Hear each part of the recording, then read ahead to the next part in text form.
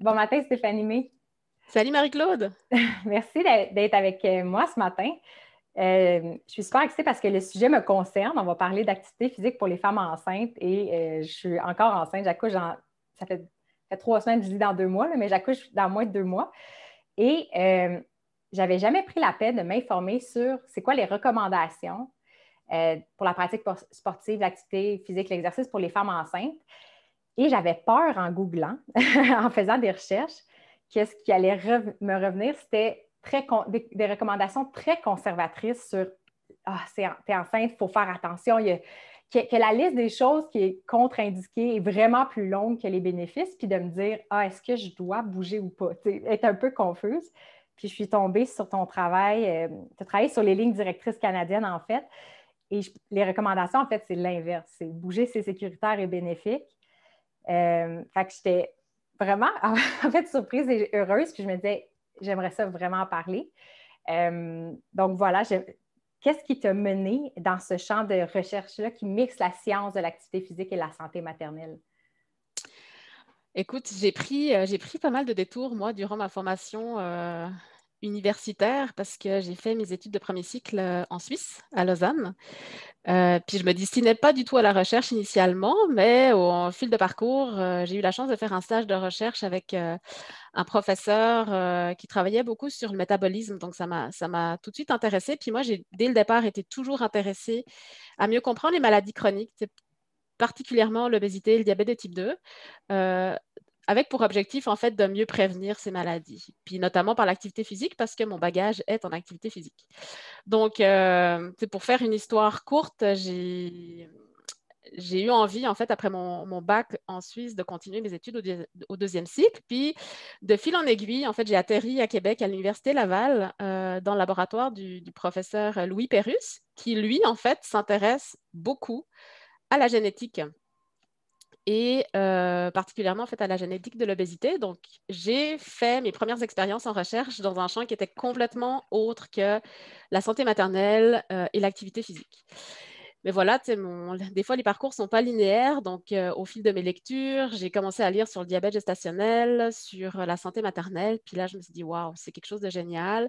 J'ai rencontré aussi une autre étudiante qui faisait sa maîtrise ou son doctorat, je ne me souviens plus, dans ce domaine-là, dans un laboratoire très, très connu en Ontario. Puis, elle m'a parlé de son projet de recherche avec tellement de passion, avec tellement d'étoiles dans les yeux. Elle m'a démontré que la grossesse était tellement une période importante que j'ai décidé, après mon doctorat, de partir dans son laboratoire puis de faire un postdoctorat dans cette thématique-là. Et c'est vraiment, en fait, à partir de ce moment-là que je me suis intéressée à la santé maternelle, à l'activité physique pendant la grossesse. Et en fait, ce stage a vraiment, en fait, je dirais, ouvert la voie et ma programmation de recherche actuelle, en fait, qui porte justement sur la santé maternelle et l'activité physique. Mm-hmm. Il y a une chaire de recherche, en fait, qui a été lancée l'année dernière, si je ne me trompe Ouais, pas. en 2019, ouais, j'ai obtenu une chaire de recherche de l'Université du Québec à Trois-Rivières en activité physique et santé maternelle. Puis ça me permet justement de pouvoir avoir un peu d'argent. Puis c'est aussi un levier intéressant pour aller chercher d'autres subventions pour pouvoir continuer mes travaux dans cette thématique de recherche-là. Mm-hmm. C'est quoi les thèmes principaux que vous abordez dans cette chaire-là? En fait, il y a trois axes principaux. Il y a un axe qui vise vraiment à mieux comprendre. Donc, c'est plus des études où on observe des phénomènes. Donc, en fait, je m'intéresse notamment en fait, au gain de poids des femmes enceintes. Donc, pourquoi certaines femmes enceintes gagnent trop de poids par rapport à ce qui est recommandé. Donc, là, c'est de voir justement est-ce que l'activité physique, mais aussi d'autres comportements de santé peuvent avoir un impact sur le gain de poids. Donc, on a accumulé au fil des dernières années plusieurs données qui n'ont pas encore été analysées sur, oui, l'activité physique, mais aussi l'alimentation et le sommeil des femmes enceintes. Donc là, c'est de voir justement est-ce qu'on est capable de prédire le gain de poids gestationnel à partir de données d'activité physique, d'alimentation, encore de sommeil qu'on a actuellement. Donc ça, c'est un premier projet. On a d'autres projets aussi qui s'intéressent beaucoup au comportement parce que je pense qu'on va en parler un petit peu plus tard, mais on a beau avoir des recommandations en matière d'activité physique durant la grossesse, malheureusement, en fait, il y a la grande majorité des femmes qui ne sont pas suffisamment actives. Donc, c'est d'essayer de comprendre pourquoi, malgré le fait d'avoir des recommandations, malgré le fait justement de savoir que c'est sécuritaire et bénéfique, comment ça se fait finalement qu'on n'est pas capable d'être suffisamment actif dans la vie de tous les jours. Donc là, on aborde plus des notions de psychologie du comportement pour essayer justement de mieux comprendre le comportement et d'être en mesure justement de raffiner nos interventions et nos messages pour cibler justement les facteurs qui peuvent nuire à la pratique d'activité physique, mais aussi les facteurs qui peuvent favoriser une pratique d'activité physique. Donc ça, c'est comme un autre volet de cette chaire. Il y a un axe qui est vraiment l'intervention. Donc là, on intervient auprès des femmes enceintes avec des interventions spécifiques. Donc, on est en cours d'une intervention où on essaye de voir est-ce qu'on est capable de prévenir ou de limiter les douleurs lombopelviennes qui affectent beaucoup de femmes enceintes, notamment à la fin de la grossesse. On a aussi un projet qui vise à intervenir auprès des femmes qui ont développé un diabète de grossesse. Donc ça, c'est un autre axe. Puis finalement, on a un axe aussi qui touche beaucoup au transfert des connaissances. Donc justement, d'essayer suite aux recommandations en matière d'activité physique durant la grossesse, on s'intéresse maintenant aussi aux recommandations après la grossesse, donc dans la période postpartum. Donc ça, c'est aussi une thématique qui nous intéresse beaucoup. Il n'y a pas de directive pour l'instant qui existe. Donc, on aimerait beaucoup, dans les prochaines années, refaire en fait le même travail qu'on a fait pendant la grossesse, mais de l'exporter finalement à la période postpartum. Tu me disais qu'après avoir travaillé sur les lignes directrices canadiennes, tu avais encore plus de questions que de réponses. Fait que je pense que ta chaire pour les 20 prochaines années minimum. C'est une chaire pour 4 ans. C'est une chaire pour 4 ans, mais effectivement, ce travail colossal qu'on a fait nous a permis vraiment de mettre le doigt sur énormément de questions dont on n'a pas encore les réponses. Donc, c'est sûr que moi et mes collègues avons, pour les 20 à 25 prochaines années, il y a plusieurs idées de recherche en tête. C'est ça qui est le fun aujourd'hui. Je pense que ça va aider d'autres femmes et parents aussi, parce qu'il y a peut-être des gars qui vont écouter, à avoir un peu un portrait de... Justement, c'est intéressant de savoir, il y a des recommandations à jour pour les femmes enceintes. Il n'y en a pas encore pour l'après. Fait que, tu sais, d'où vient l'information, c'est quoi cette information-là, qu'est-ce qui est valide ou pas, c'est vraiment intéressant. Au moins de savoir jusqu'où la science a un peu validé ou sait certaines choses. Mais justement, en termes de...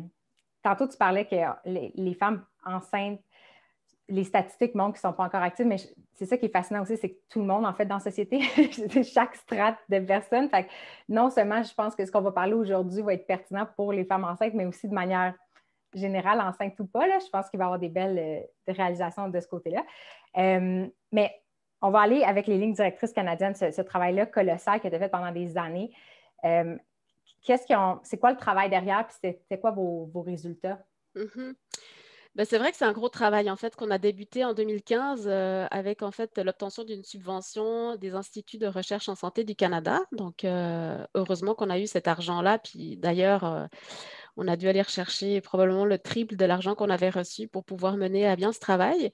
Mais donc c'est un travail qui a débuté en 2015 parce qu'en fait les anciennes directives dataient de 2003. Donc, ça faisait déjà un bout de temps que les recommandations avaient été émises. C'était des recommandations qui étaient majoritairement basées sur des opinions d'experts parce qu'en 2003, on avait encore peu de données probantes sur l'activité physique chez la femme enceinte. Donc, c'était vraiment le moment de revisiter la littérature puis de mettre à jour ces directives. Donc, en fait, quand on a obtenu le financement, on a pu se lancer dans ce travail. Donc, en fait, ça a débuté en 2015. On a regroupé, en fait, un groupe d'experts, donc à peu près 18 personnes qu'on est allé chercher, donc autant des chercheurs, donc j'insiste sur le fait que j'étais pas seule, là. On était 3 chercheurs principaux à porter le projet. Donc, ma collègue Margie Davenport, qui a été comme je dirais la chair le chair du projet, donc la porteuse du projet. Et Michel Motola et moi-même. Mais autour de nous, en fait, nous, on était experts du domaine, mais on était loin d'être experts en statistiques, en méthodologie. Et puis, nous, on a des chercheurs. C'était important aussi qu'on s'entoure de cliniciens. Donc, vraiment, 18 personnes autour de la table. Donc, nous, un expert aussi international, 3 méthodologistes, une libraire, un statisticien, puis tout le reste, en fait, c'était des représentants d'organismes nationaux. Donc, on a eu un représentant de la Société des obstétriciens et gynécologues du Canada. On a eu des représentants de la Société canadienne de physiologie de l'exercice, du Collège des médecins de famille du Canada, l'Association canadienne de sages-femmes, une infirmière, une kinésiologue, bref, beaucoup de monde qui nous entourait parce que ces gens-là, en fait, sont finalement les utilisateurs de connaissances en bout de ligne. C'est eux qui vont utiliser au final les résultats de notre travail et de les véhiculer auprès de leurs patientes, leurs clientes, etc. Donc, en 2015, on regroupe tout ce monde-là, 2 jours et demi de rencontres intenses. Puis cette rencontre, en fait, avait pour objectif de discuter vraiment de où c'est qu'on voulait s'en aller avec ces lignes directrices, puis surtout de se poser la question, qu'est-ce qui nous intéresse en bout de ligne? Quelles sont les issues de santé maternelle, fœtale, néonatale en lien avec l'activité physique qui nous intéresse? Parce que c'est ça, en fait, qui allait guider notre vue de la littérature. Donc, au final, on est arrivé avec 37 issues de santé, d'intérêt en lien avec l'activité physique. Et donc, à partir de ce moment-là, on a lancé nos revues de la littérature. Donc, c'était tellement gigantesque qu'on a décidé d'en faire 2. Donc, une qui touche vraiment les issues de santé maternelle, l'autre qui touchait les issues de santé fœtale, néonatale. Et c'était un travail colossal parce qu'en fait, on a retracé 26 000 articles. Et donc, on a lu le titre et le résumé de 26 000 articles pour, au final, en retenir 3 800 qu'on a lus au complet. Donc, bien évidemment, ce n'est pas nous qui les avons lus. Nous, on a vérifié le travail par après, mais on a eu une armée d'étudiantes autour de nous. C'est à peu près 15 étudiants qui nous ont aidés, qui ont lu les articles et qui ont décidé est-ce que finalement on les garde ou pas. Donc, après avoir lu ces 3800 articles, on en a gardé à peu près, je pense, 675. Puis ces 675 articles sont les articles, en fait, desquels on a extrait toutes les données. Donc, tous les résultats de 675 articles ont été utilisés, ont été analysés. Donc, en fait, c'est ces données-là qui ont été utilisées pour nos méta-analyses. Et c'est ces données-là qui finalement nous ont permis de publier 12 méta-analyses et qui ont orienté au final nos recommandations.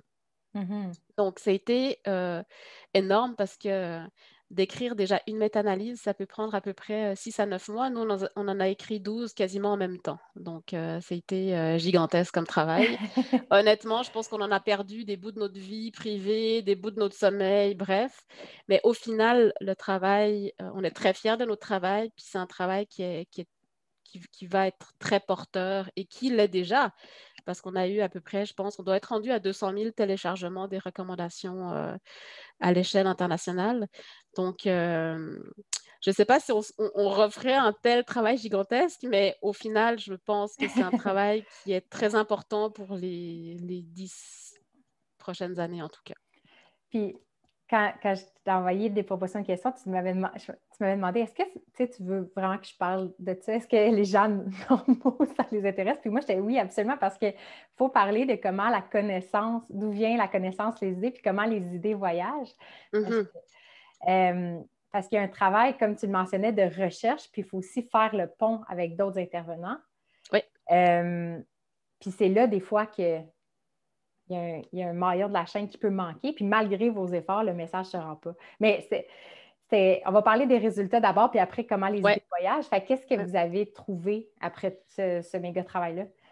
Écoute, je pense qu'il y a 2 messages fondamentaux à véhiculer. Premièrement, l'activité physique est sécuritaire pour le fœtus. Okay? Donc, pour nous, c'était ultra important qu'on revisite les préoccupations, les croyances qui existent encore en lien avec la pratique de l'activité physique et la sécurité pour le fœtus. Donc, c'est pour ça que parmi nos 37 issues de santé sur lesquelles on s'est attardé, on retrouve fausse couche, accouchement prématuré, accouchement d'un bébé trop petit, anomalie congénitale, quoi d'autre encore? Hyperthermie maternelle lors de l'exercice. Donc, tout ça, on a tout revisité et justement en 2015, on avait vraiment des données probantes de bonne qualité pour réaffirmer, parce qu'on le savait déjà quand même que l'activité physique était sécuritaire, mais en fait, les données étaient appuyées sur des données qui étaient de moins bonne qualité. Mais en 2015, on a vraiment eu une quantité importante de données qui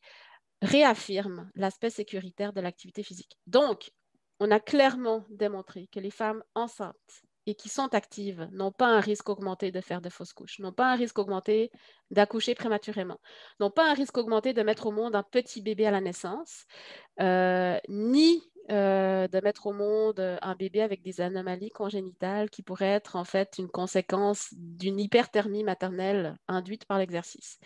Donc, clairement, l'activité physique, telle que recommandée dans nos directives, est sécuritaire. Et non seulement elle est sécuritaire, mais elle est aussi bénéfique.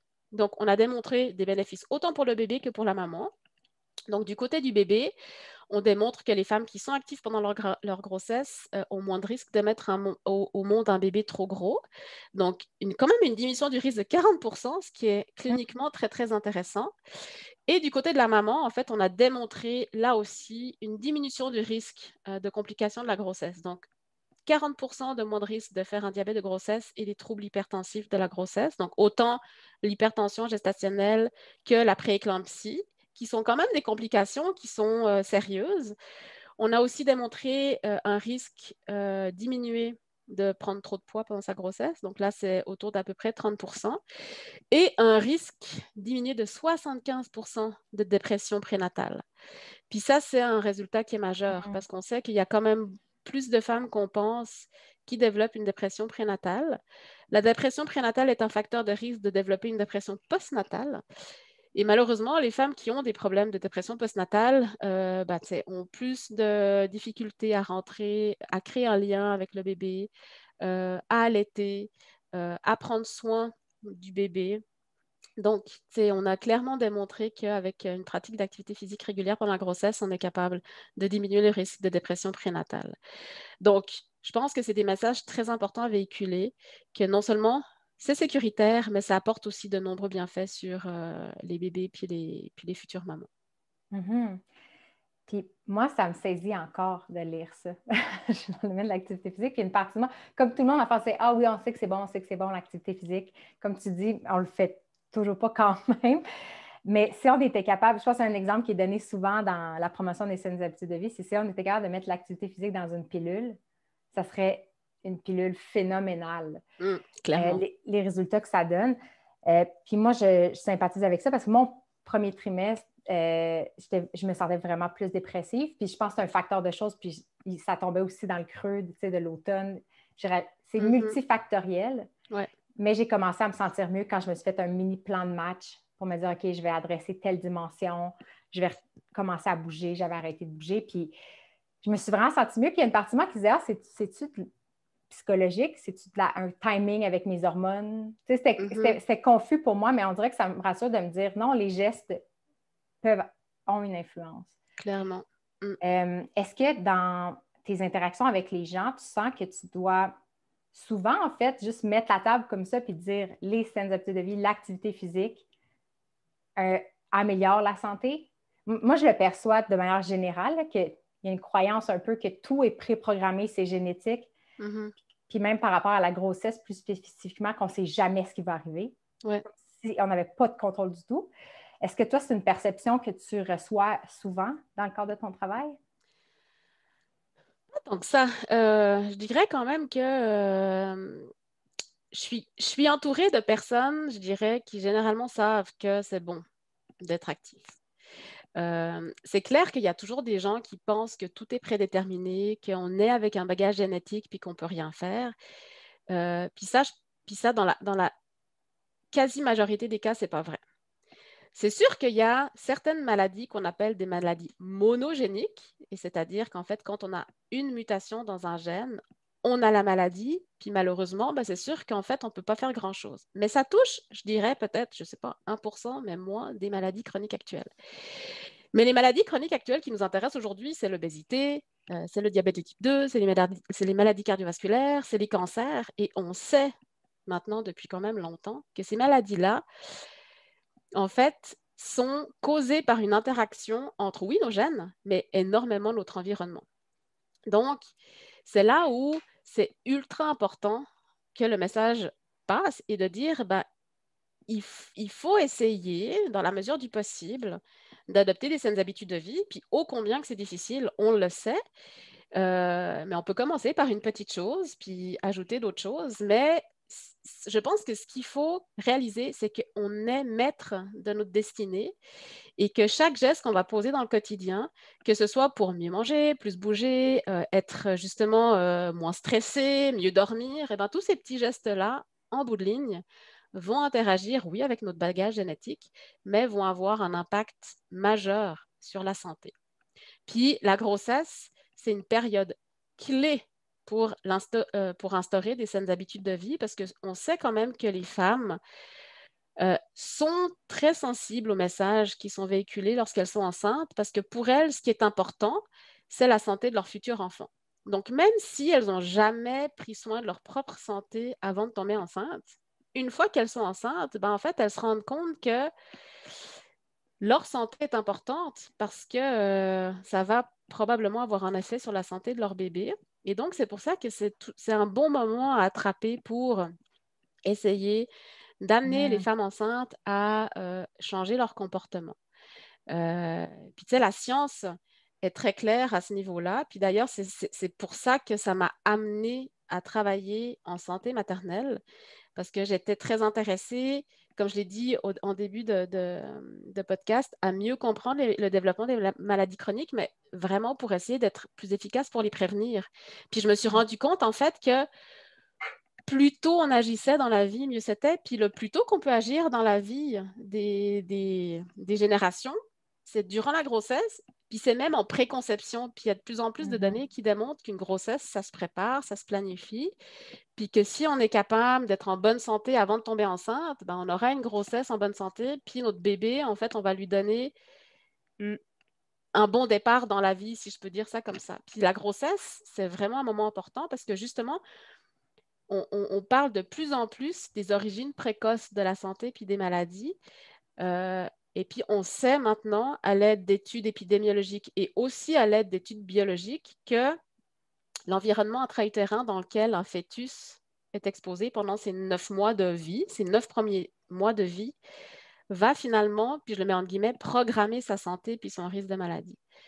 Donc, dans la littérature, on a beaucoup de données qu'on appelle épidémiologiques. Donc, c'est des grandes études qui ont réussi en fait à démontrer qu'il y avait une association entre l'exposition à certains facteurs intra-utérins sous-optimales. Donc, il y a eu beaucoup d'études qui ont été faites sur les famines dans le temps de la Deuxième Guerre mondiale en Europe et le développement de maladies cardiovasculaires chez les bébés qui avaient été exposés intra-utérin à la famine finalement ou à la sous-nutrition de leur maman.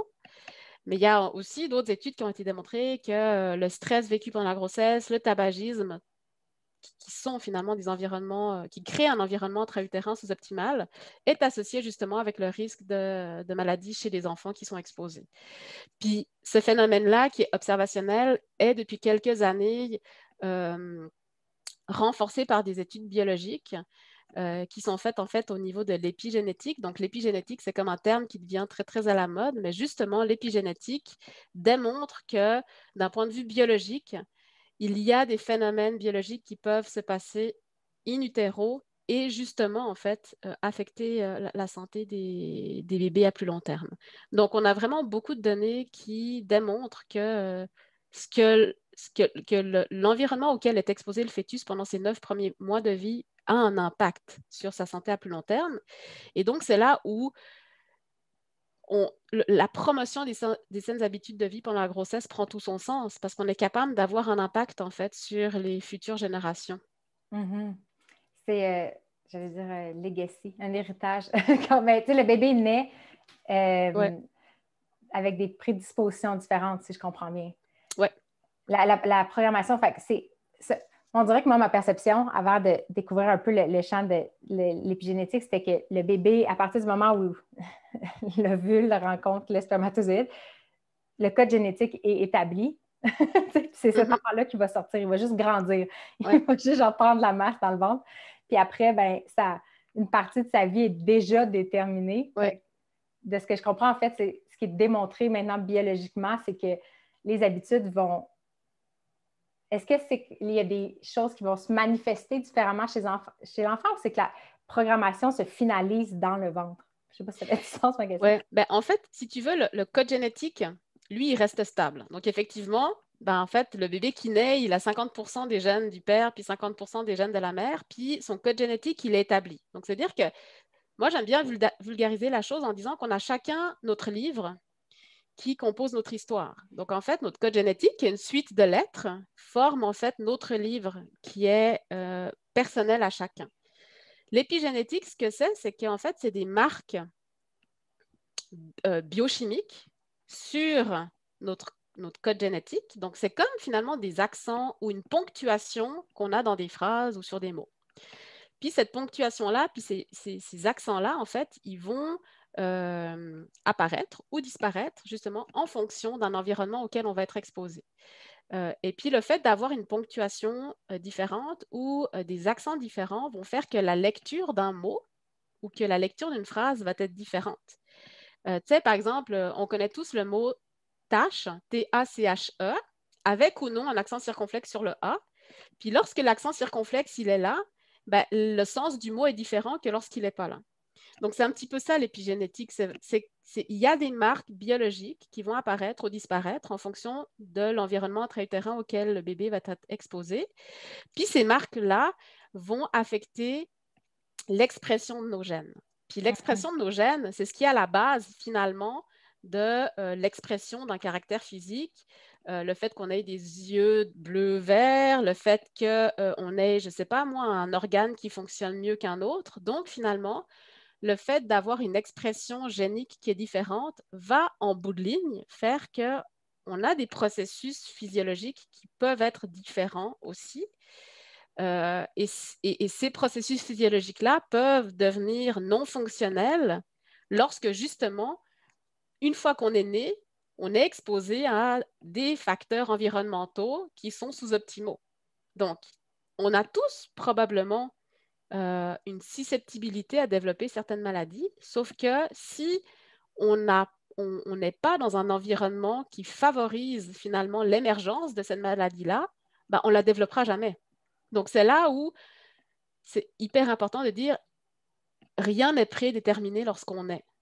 C'est vraiment l'interaction entre notre bagage génétique et l'environnement auquel on est exposé. Donc, si on est exposé à un environnement obésogène, on fume, on boit trop, on est stressé, ben là, c'est sûr que c'est toutes je dirais des stimulus qui, en bout de ligne, lorsqu'ils s'accumulent sur plusieurs années ou plusieurs décennies, vont finir par faire qu'on développe une maladie X, Y, Z. Ce qui est fascinant, c'est qu'il y a plein de maladies avant qui étaient isolées, qui étaient étudiées de manière isolée. Puis je trouve dans le champ des saines habitudes de vie, maintenant, c'est qu'on se rend compte qu'ils ont des racines communes, justement. C'est que si on adresse ces saines habitudes de vie, il y a une panoplie, pas juste de maladies, mais des bobos du quotidien ou des douleurs. Est-ce que la douleur lombaire, c'est pas une maladie? Je ne sais pas comment elle est classifiée, mais c'est tous ces petits bobos-là du quotidien, je trouve qu'on se dit, c'est peut-être normal parce qu'il y a beaucoup de personnes qui les ont autour de nous. Fait qu'on pense encore une fois, pas nécessairement que c'est génétique, mais que c'est le lot de l'humain d'avoir mal à telle place, à tel âge, etc. Puis que si on agit sur les saines habitudes de vie, finalement, il y a plein de mots qui s'évaporent. Bien, ça prend plusieurs années. Mais j'étais curieuse de savoir, pour une chercheure comme toi, les saines habitudes de vie, justement, c'est vaste. Là. Ça peut être le tabac, le sommeil, puis c'est tellement de choses en interaction.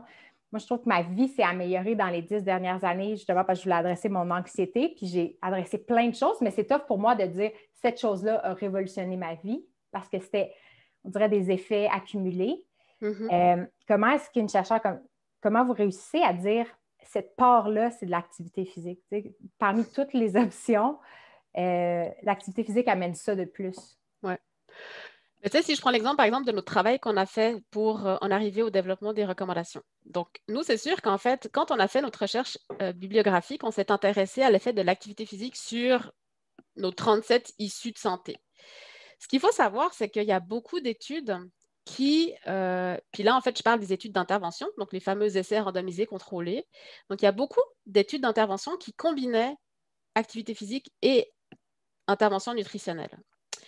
Donc, nous, c'était important de regarder les études, en fait, les séparer. Donc, on a vraiment isolé les interventions qui s'intéressaient uniquement à l'activité physique. Puis, on a fait un autre groupe d'études qui combinait les deux. Puis, dans nos méta-analyses, justement, quand on a fait nos analyses, ben, on a analysé séparément les études uniquement sur l'activité physique et les études qui combinaient activité physique et alimentation. Donc, nos recommandations ont été basées sur des résultats obtenus uniquement avec les interventions qui combinaient activité physique et alimentation. Puis c'était important pour nous de le faire parce qu'on voulait s'assurer que les recommandations qu'on transmette soient issues uniquement d'interventions qui s'étaient intéressées à l'activité physique et pas qui combinaient toutes sortes d'affaires parce que sinon, justement, on n'aurait pas été capable de dire, ben, l'effet qu'on observe, est-ce qu'il est dû finalement à l'alimentation, à l'activité physique, à une combinaison des deux? On ne sait pas. Donc ça, c'est vraiment une rigueur méthodologique quand on lit la science, de vraiment s'attarder au fait de se dire, bon, ben, tu sais, ces femmes-là, elles ont reçu une intervention uniquement en activité physique. Mais c'est vrai que c'est très complexe parce que je pense effectivement qu'on a encore beaucoup de travail à faire de savoir est-ce que c'est des effets qui s'additionnent? Est-ce que c'est des effets qui se multiplient? Parce que ce n'est pas forcément que 1 plus 1 égale 2. Peut-être que lorsqu'on combine activité physique puis alimentation, on est capable de multiplier les effets et plus juste les ajouter. Donc, ça se peut aussi qu'il y ait vraiment un effet synergique plus important. Mais je pense que au final, tu sais, quand on parle des saines habitudes de vie, ça regroupe énormément de choses. Puis je pense qu'il faut commencer petit à petit. Parce que c'est clair, on sait que changer un comportement, c'est très difficile. Donc, si tout d'un coup, on se dit, bon, ben, tu sais, moi, je mange mal, je bouge pas, je suis stressée, je fume, puis que du jour au lendemain, on veut tout changer, c'est sûr que c'est voué à l'échec. Donc, c'est là où c'est important, puis je pense que tu le disais, c'est de petit pas par petit pas, on change progressivement nos comportements. Puis peut-être que pour quelqu'un, ça va être plus facile de commencer par changer son alimentation. Quelqu'un d'autre, ce qui va être plus facile, c'est de dire, moi, c'est d'arrêter de fumer. Parce que arrêter de fumer, c'est drastique. C'est que je fume ou je fume pas. Alors que manger, on ne peut pas dire je mange ou je ne mange pas. C'est qu'on doit manger à tous les jours. Et donc, c'est plus complexe parce qu'il faut qu'on ait des choix santé d'alimentation. Mhm. Il faut qu'on ait accès à de l'alimentation santé. Il faut qu'on ait les moyens d'aller justement acheter des aliments qui sont santé. Donc, c'est ultra complexe, justement, l'alimentation. Puis l'activité physique, c'est encore plus complexe parce que manger, je veux dire, si on ne mange plus du tout, on va finir par mourir. Donc, en fait, manger, c'est un besoin vital. Bouger, ça ne l'est pas. Si, puis ça ne l'est pas, c'est pas vital. Si on ne bouge pas, on ne va pas mourir dans 2 semaines. Ça se peut qu'on développe des maladies chroniques, puis que finalement, on décède d'une conséquence d'une maladie chronique associée au fait d'avoir été sédentaire et inactif toute notre vie. Mais à court et moyen terme, l'activité physique, ce n'est pas vital. Donc, c'est un comportement qui est encore plus complexe parce qu'il faut vraiment qu'on se dise, on intègre l'activité physique dans notre quotidien. C'est quasiment relié à notre identité, le fait d'être une personne qui est active à tous les jours, puis qui arrive à trouver de la place dans son quotidien pour intégrer de l'activité physique, même si il fait moins 40 dehors, même si je n'ai pas accès à la piscine auquel je voulais aller, même si je suis fatiguée, même si, etc.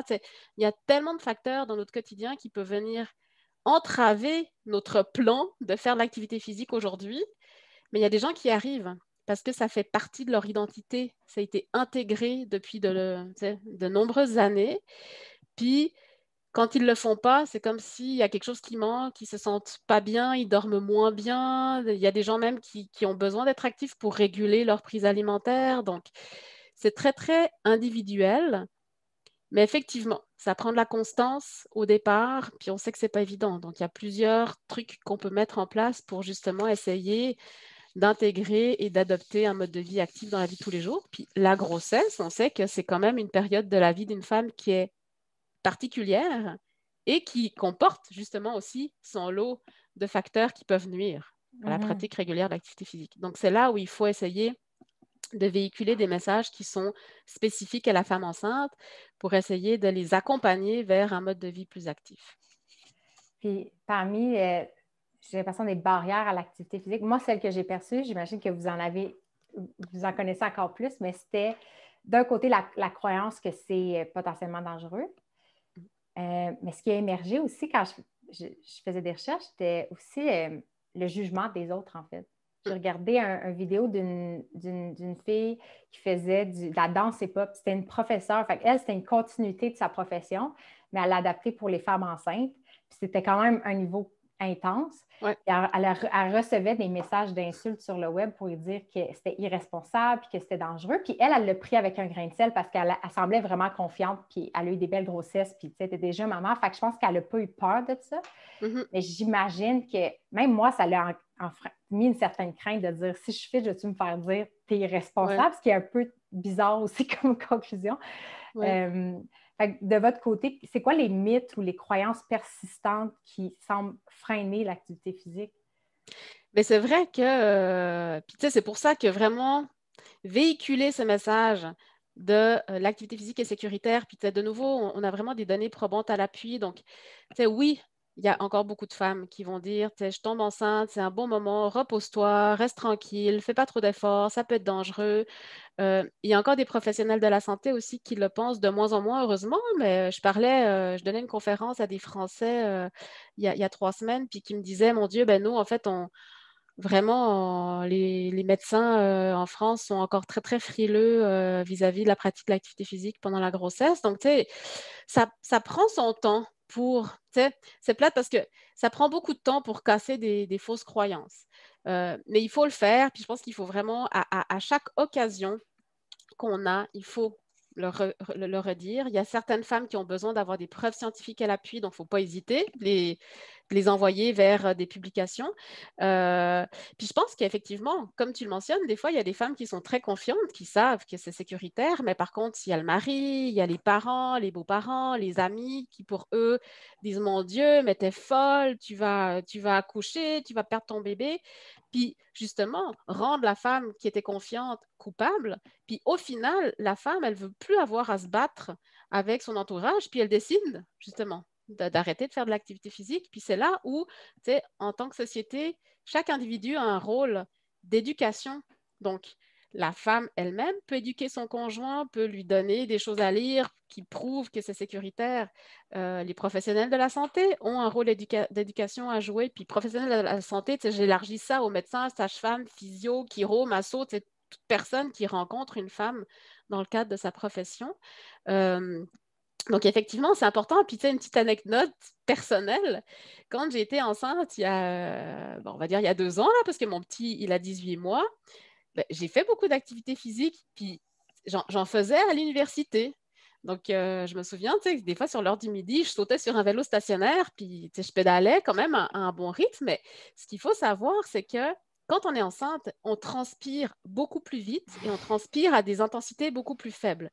Ça, c'est un mécanisme adaptatif extraordinaire de protection. Ça veut dire qu'en fait, on évacue la chaleur beaucoup mieux quand on est enceinte que quand on ne l'est pas.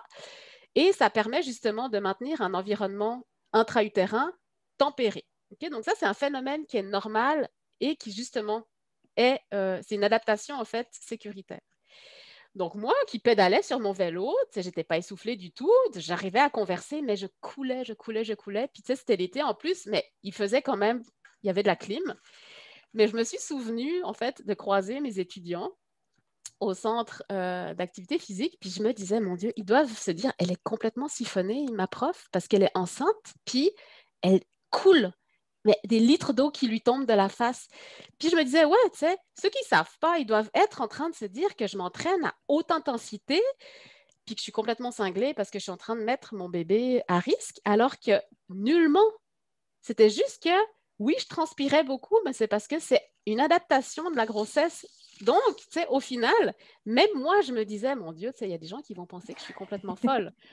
Donc, oui, tu sais, je comprends tellement ce regard, des fois, désapprobateur de se dire, t'es enceinte, mais qu'est-ce que tu fabriques? Tu sais, tu pelletes de la neige, tu cours.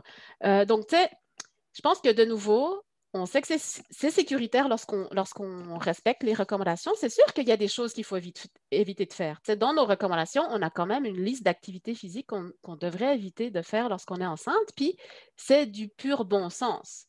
Tu sais, je veux dire, on ne va pas aller faire du hot yoga quand on est enceinte. Parce que là, c'est sûr qu'on est dans un environnement beaucoup trop chaud, qui est humide. Puis si on fait du yoga pendant 1 heure là-dedans, ça se peut qu'effectivement, fœtus, il est trop chaud. Le Sport de truc, c'est qu'on a contact aussi, j'imagine. sport de contact aussi, la plongée sous-marine, on ne va pas aller monter l'Everest. Donc, tu sais, il y a des activités qui sont à éviter, puis c'est du bon sens. Puis c'est du bon sens parce qu'aussi, on n'a pas de données probantes. Parce que éthiquement parlant, on ne sera jamais capable de savoir est-ce que le hot yoga est sécuritaire? Est-ce que la plongée sous-marine est sécuritaire pendant la grossesse?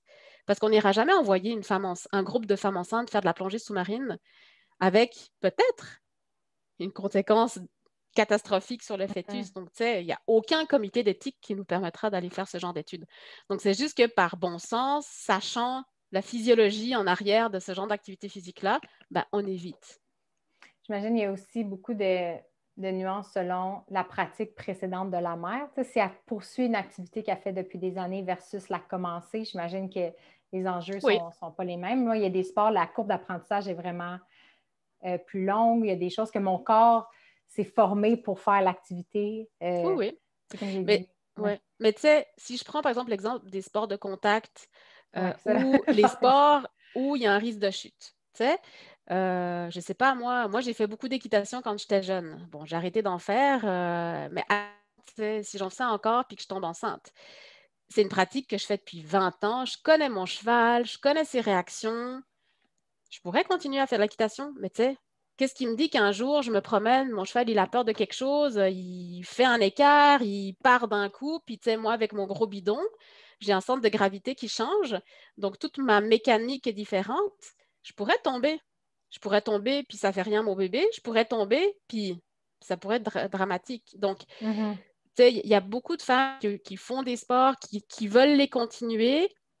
Nous, on dit juste que c'est des activités qu'on devrait éviter parce que le risque zéro de tomber ou de chuter ou de se prendre un coup dans le ventre ou de recevoir un ballon de basket dans le ventre, en fait, le risque zéro n'existe pas. Donc, on prend quand même un risque en continuant cette activité. Donc, je me dis, c'est 9 mois de la vie d'une femme. On pourrait justement ne pas prendre un risque en continuant cette activité. Donc, tu sais, c'est juste là la nuance, mais après, c'est la responsabilité, elle revient à la femme qui décide de continuer ses activités qu'elle aimait faire. Tu sais, si, je sais pas moi, une femme qui fait du badminton, par exemple, ou qui joue au volley, ben bon, peut-être que pendant la grossesse, quand le bébé est encore mini, c'est correct, mais tu sais, plus tu progresse dans la grossesse, plus ça peut être dangereux. Sans parler du fait aussi qu'on devient très hyperlaxe et puis que les activités comme badminton, basket, où il y a des changements brusques de direction, ça peut aussi nous mettre à risque de blessures ostéo-articulaires. Donc, tu sais, Mhm. il y a quand même certaines activités qui doivent être adaptées. Donc, autant le type d'activité physique que l'intensité aussi, parce que l'intensité, il faut aussi quand même garder un œil dessus quand on est enceinte. Mhm. Au niveau des recommandations, j'ai l'impression que c'est de démontrer qu'il y a des trucs de base comme l'intensité. Avec la course, j'ai l'impression que c'est aussi le ballottement du bébé. En fait, comment vous définissez activité physique? Je pense que ça va être ça ma première question. Qu'est-ce qui rentre dans activité physique? Puis après, je serais curieuse de voir comment les sports, en fait, sont Ouais. interprétés pour voir qu'est-ce qui est sécuritaire ou non, là. Mais nous, nos recommandations, pour les dire, parce que tu sais, on a dit que c'était sécuritaire, bénéfique, donc on a des recommandations pour la première fois qui sont très précises. Parce que tu sais, avant les directives de 2019, l'activité physique pendant la grossesse était recommandée. Maintenant, c'est une prescription précise parce qu'on connaît la quantité optimale qu'il faudrait Mhm. faire pendant la semaine pour être capable d'aller vraiment bénéficier au maximum des effets de l'activité physique. Donc, sans trop de surprise, en fait, on est arrivé exactement au même chiffre que pour la population adulte, c'est-à-dire qu'une femme enceinte devrait accumuler idéalement 150 minutes d'activité physique variée d'intensité modérée pendant sa semaine. OK? L'intensité qu'on suggère est une intensité modérée. Donc, pour les femmes qui s'entraînent avec un cardio-fréquence-mètre, par exemple, dans nos directives, on a un tableau qui suggère des fréquences cardiaques. Le modéré, pourquoi? Parce qu'en fait, quasiment toutes les études qu'on a épluchées incluaient une intervention dont une intervention d'activité physique d'intensité modérée. Puis, on a encore peu de données probantes dans la littérature qui nous démontrent quel est finalement le seuil à ne pas dépasser. Donc, c'est pour ça que dans nos directives, on suggère en fait aux femmes de ne pas dépasser une certaine limite de fréquence cardiaque. Puis si elles veulent le dépasser, ben, c'est important en fait qu'elles soient suivies par un médecin ou une sage-femme qui ait une bonne connaissance des effets potentiellement négatifs d'accumuler beaucoup plus d'activité physique que ce qu'on recommande ou d'aller vraiment dans des intensités qui sont plus élevées. Donc, c'est purement en fait parce qu'on n'a pas suffisamment de données probantes qui nous démontrent que d'en faire beaucoup plus ou d'en faire à haute intensité amène davantage de bénéfices. On ne sait pas non plus qu'est-ce qui se passe en termes de blessures pour la mère, puis de bénéfices pour la mère et le bébé. Donc, on recommande quand même de rester dans une intensité modérée. Donc, tu sais, les filles qui ont toujours fait beaucoup d'intensité très élevée avant de tomber enceinte, puis qu'elles tombent enceintes, là aussi, c'est juste s'assurer de ne pas aller trop haut, puis surtout de s'écouter. Je pense qu'il faut s'écouter. La grossesse, ce n'est pas le bon moment pour essayer d'améliorer ses performances sportives. Donc, tu sais, pourquoi faire de l'intervalle à haute intensité en course à pied quand on est enceinte? Parce que, tu sais, le but de cet entraînement-là, c'est d'aller chercher une amélioration de sa capacité cardiovasculaire. Ce qu'on veut pendant la grossesse, c'est de rester en santé, c'est d'avoir une santé physique, mentale, métabolique. Mais ce n'est pas le bon moment pour se dire, je vais améliorer mon VO2 max ou je veux courir mon 10 km plus rapidement, en moins de temps. Donc, tu sais, c'est pour ça que c'est toujours important quand je rencontre, moi, des femmes qui ont du mal vraiment à réajuster leur plan d'entraînement, de se dire, bah, tu sais, pourquoi est-ce que tu n'es pas capable de dire, j'en fais un peu moins? T'en fais quand même. Donc, tu vas quand même avoir les endorphines, puis tout ce bien-être qu'on récupère quand on fait de l'activité physique. Mais tu sais, c'est quoi la raison derrière le fait d'être tellement rigide, puis de ne pas être capable de se dire, ben, tu sais, je modifie un petit peu ma routine d'entraînement pour m'assurer que ce soit sécuritaire. Est-ce qu'il y a des... Parce que, tu sais, au niveau des statistiques, il y a plus de gens inactifs que de gens vraiment actifs, puis il y a une petite proportion de gens athlètes. Là. Justement, la personne que tu décris qui a peut-être une pratique déjà d'intensité, qui veut la poursuivre, ça peut être fait de manière saine ou de manière, j'ai l'impression, malsaine, si c'est juste nourri par une anxiété, Ouais. Que ce soit par rapport au poids ou à la forme physique. Mais est-ce qu'il y a, parce qu'avec tout le CrossFit qui émerge, puis là, on voit des athlètes enceintes qui continuent leur pratique, est-ce qu'il y a déjà un mini bassin d'études sur la sous-population des athlètes enceintes ou on n'est pas rendu là encore? Oui, il y en a. Le Comité olympique international a émis des guidelines, donc des directives pour les athlètes olympiennes. Donc, nous, nos recommandations visent la population générale de femmes enceintes. Maintenant, les athlètes professionnelles ou olympiennes, elles ont leurs recommandations, puis elles sont suivies de manière totalement différente durant leur grossesse que les communes des mortels enceintes. Donc, c'est là où c'est important, parce qu'il faut s'assurer que si on continue une pratique professionnelle sportive, ben, il faut s'assurer que la mère ne se blesse pas, que le bébé grandit bien, qu'il y ait justement un apport énergétique suffisant pour compenser pour la dépense énergétique reliée à l'activité physique, mais aussi pour compenser la dépense énergétique qui est normalement augmentée pendant la grossesse. Donc, il y a des éléments qui sont suivis de plus près, justement, chez les femmes sportives de haut niveau, olympiennes, professionnelles. Maintenant, tu sais, la catégorie de femmes entre deux, qui sont des sportives récréatives, on va dire. Là, de nouveau, je pense qu'en fait, il faut s'écouter, il faut s'assurer qu'il y ait une conversation honnête avec son médecin ou sa sage-femme. Je pense que le professionnel de la santé qui suit la grossesse doit être au courant de ce que fait la femme en termes d'activité physique.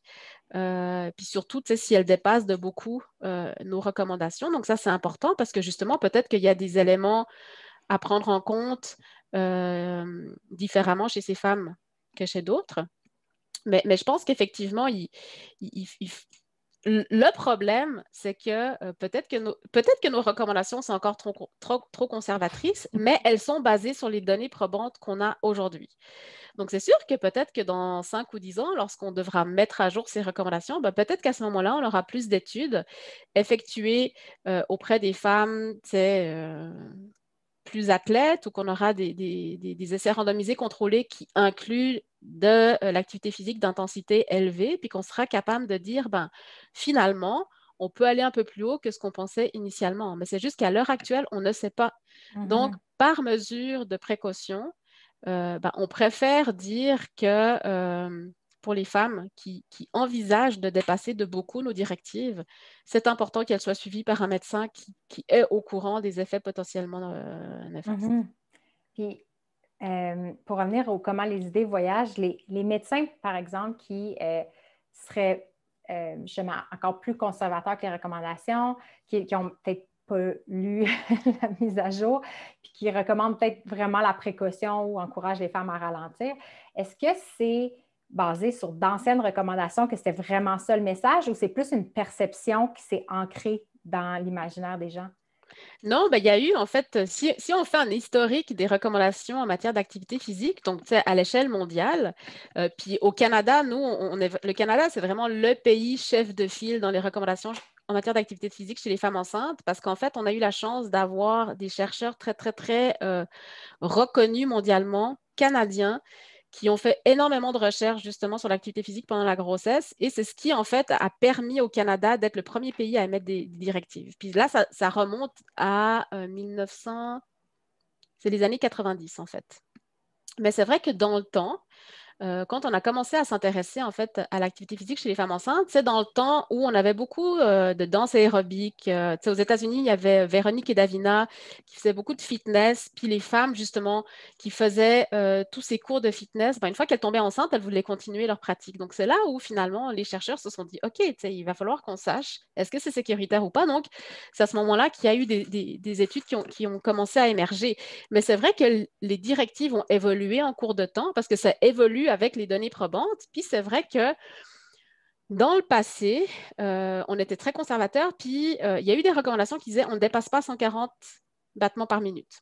Mais c'était totalement arbitraire. Mais tu sais, ce chiffre de 140, il est parfois encore ancré dans la tête de certains médecins, peut-être plus âgés, qui n'ont pas eu la mise à jour. Mais tu sais, je te dirais quand même que au Canada, on a de la chance, vu qu'on est quand même le bassin, le bassin, puis tu sais, c'est un pays, comme je disais, qui est vraiment à l'avant-garde et qui a été un pionnier.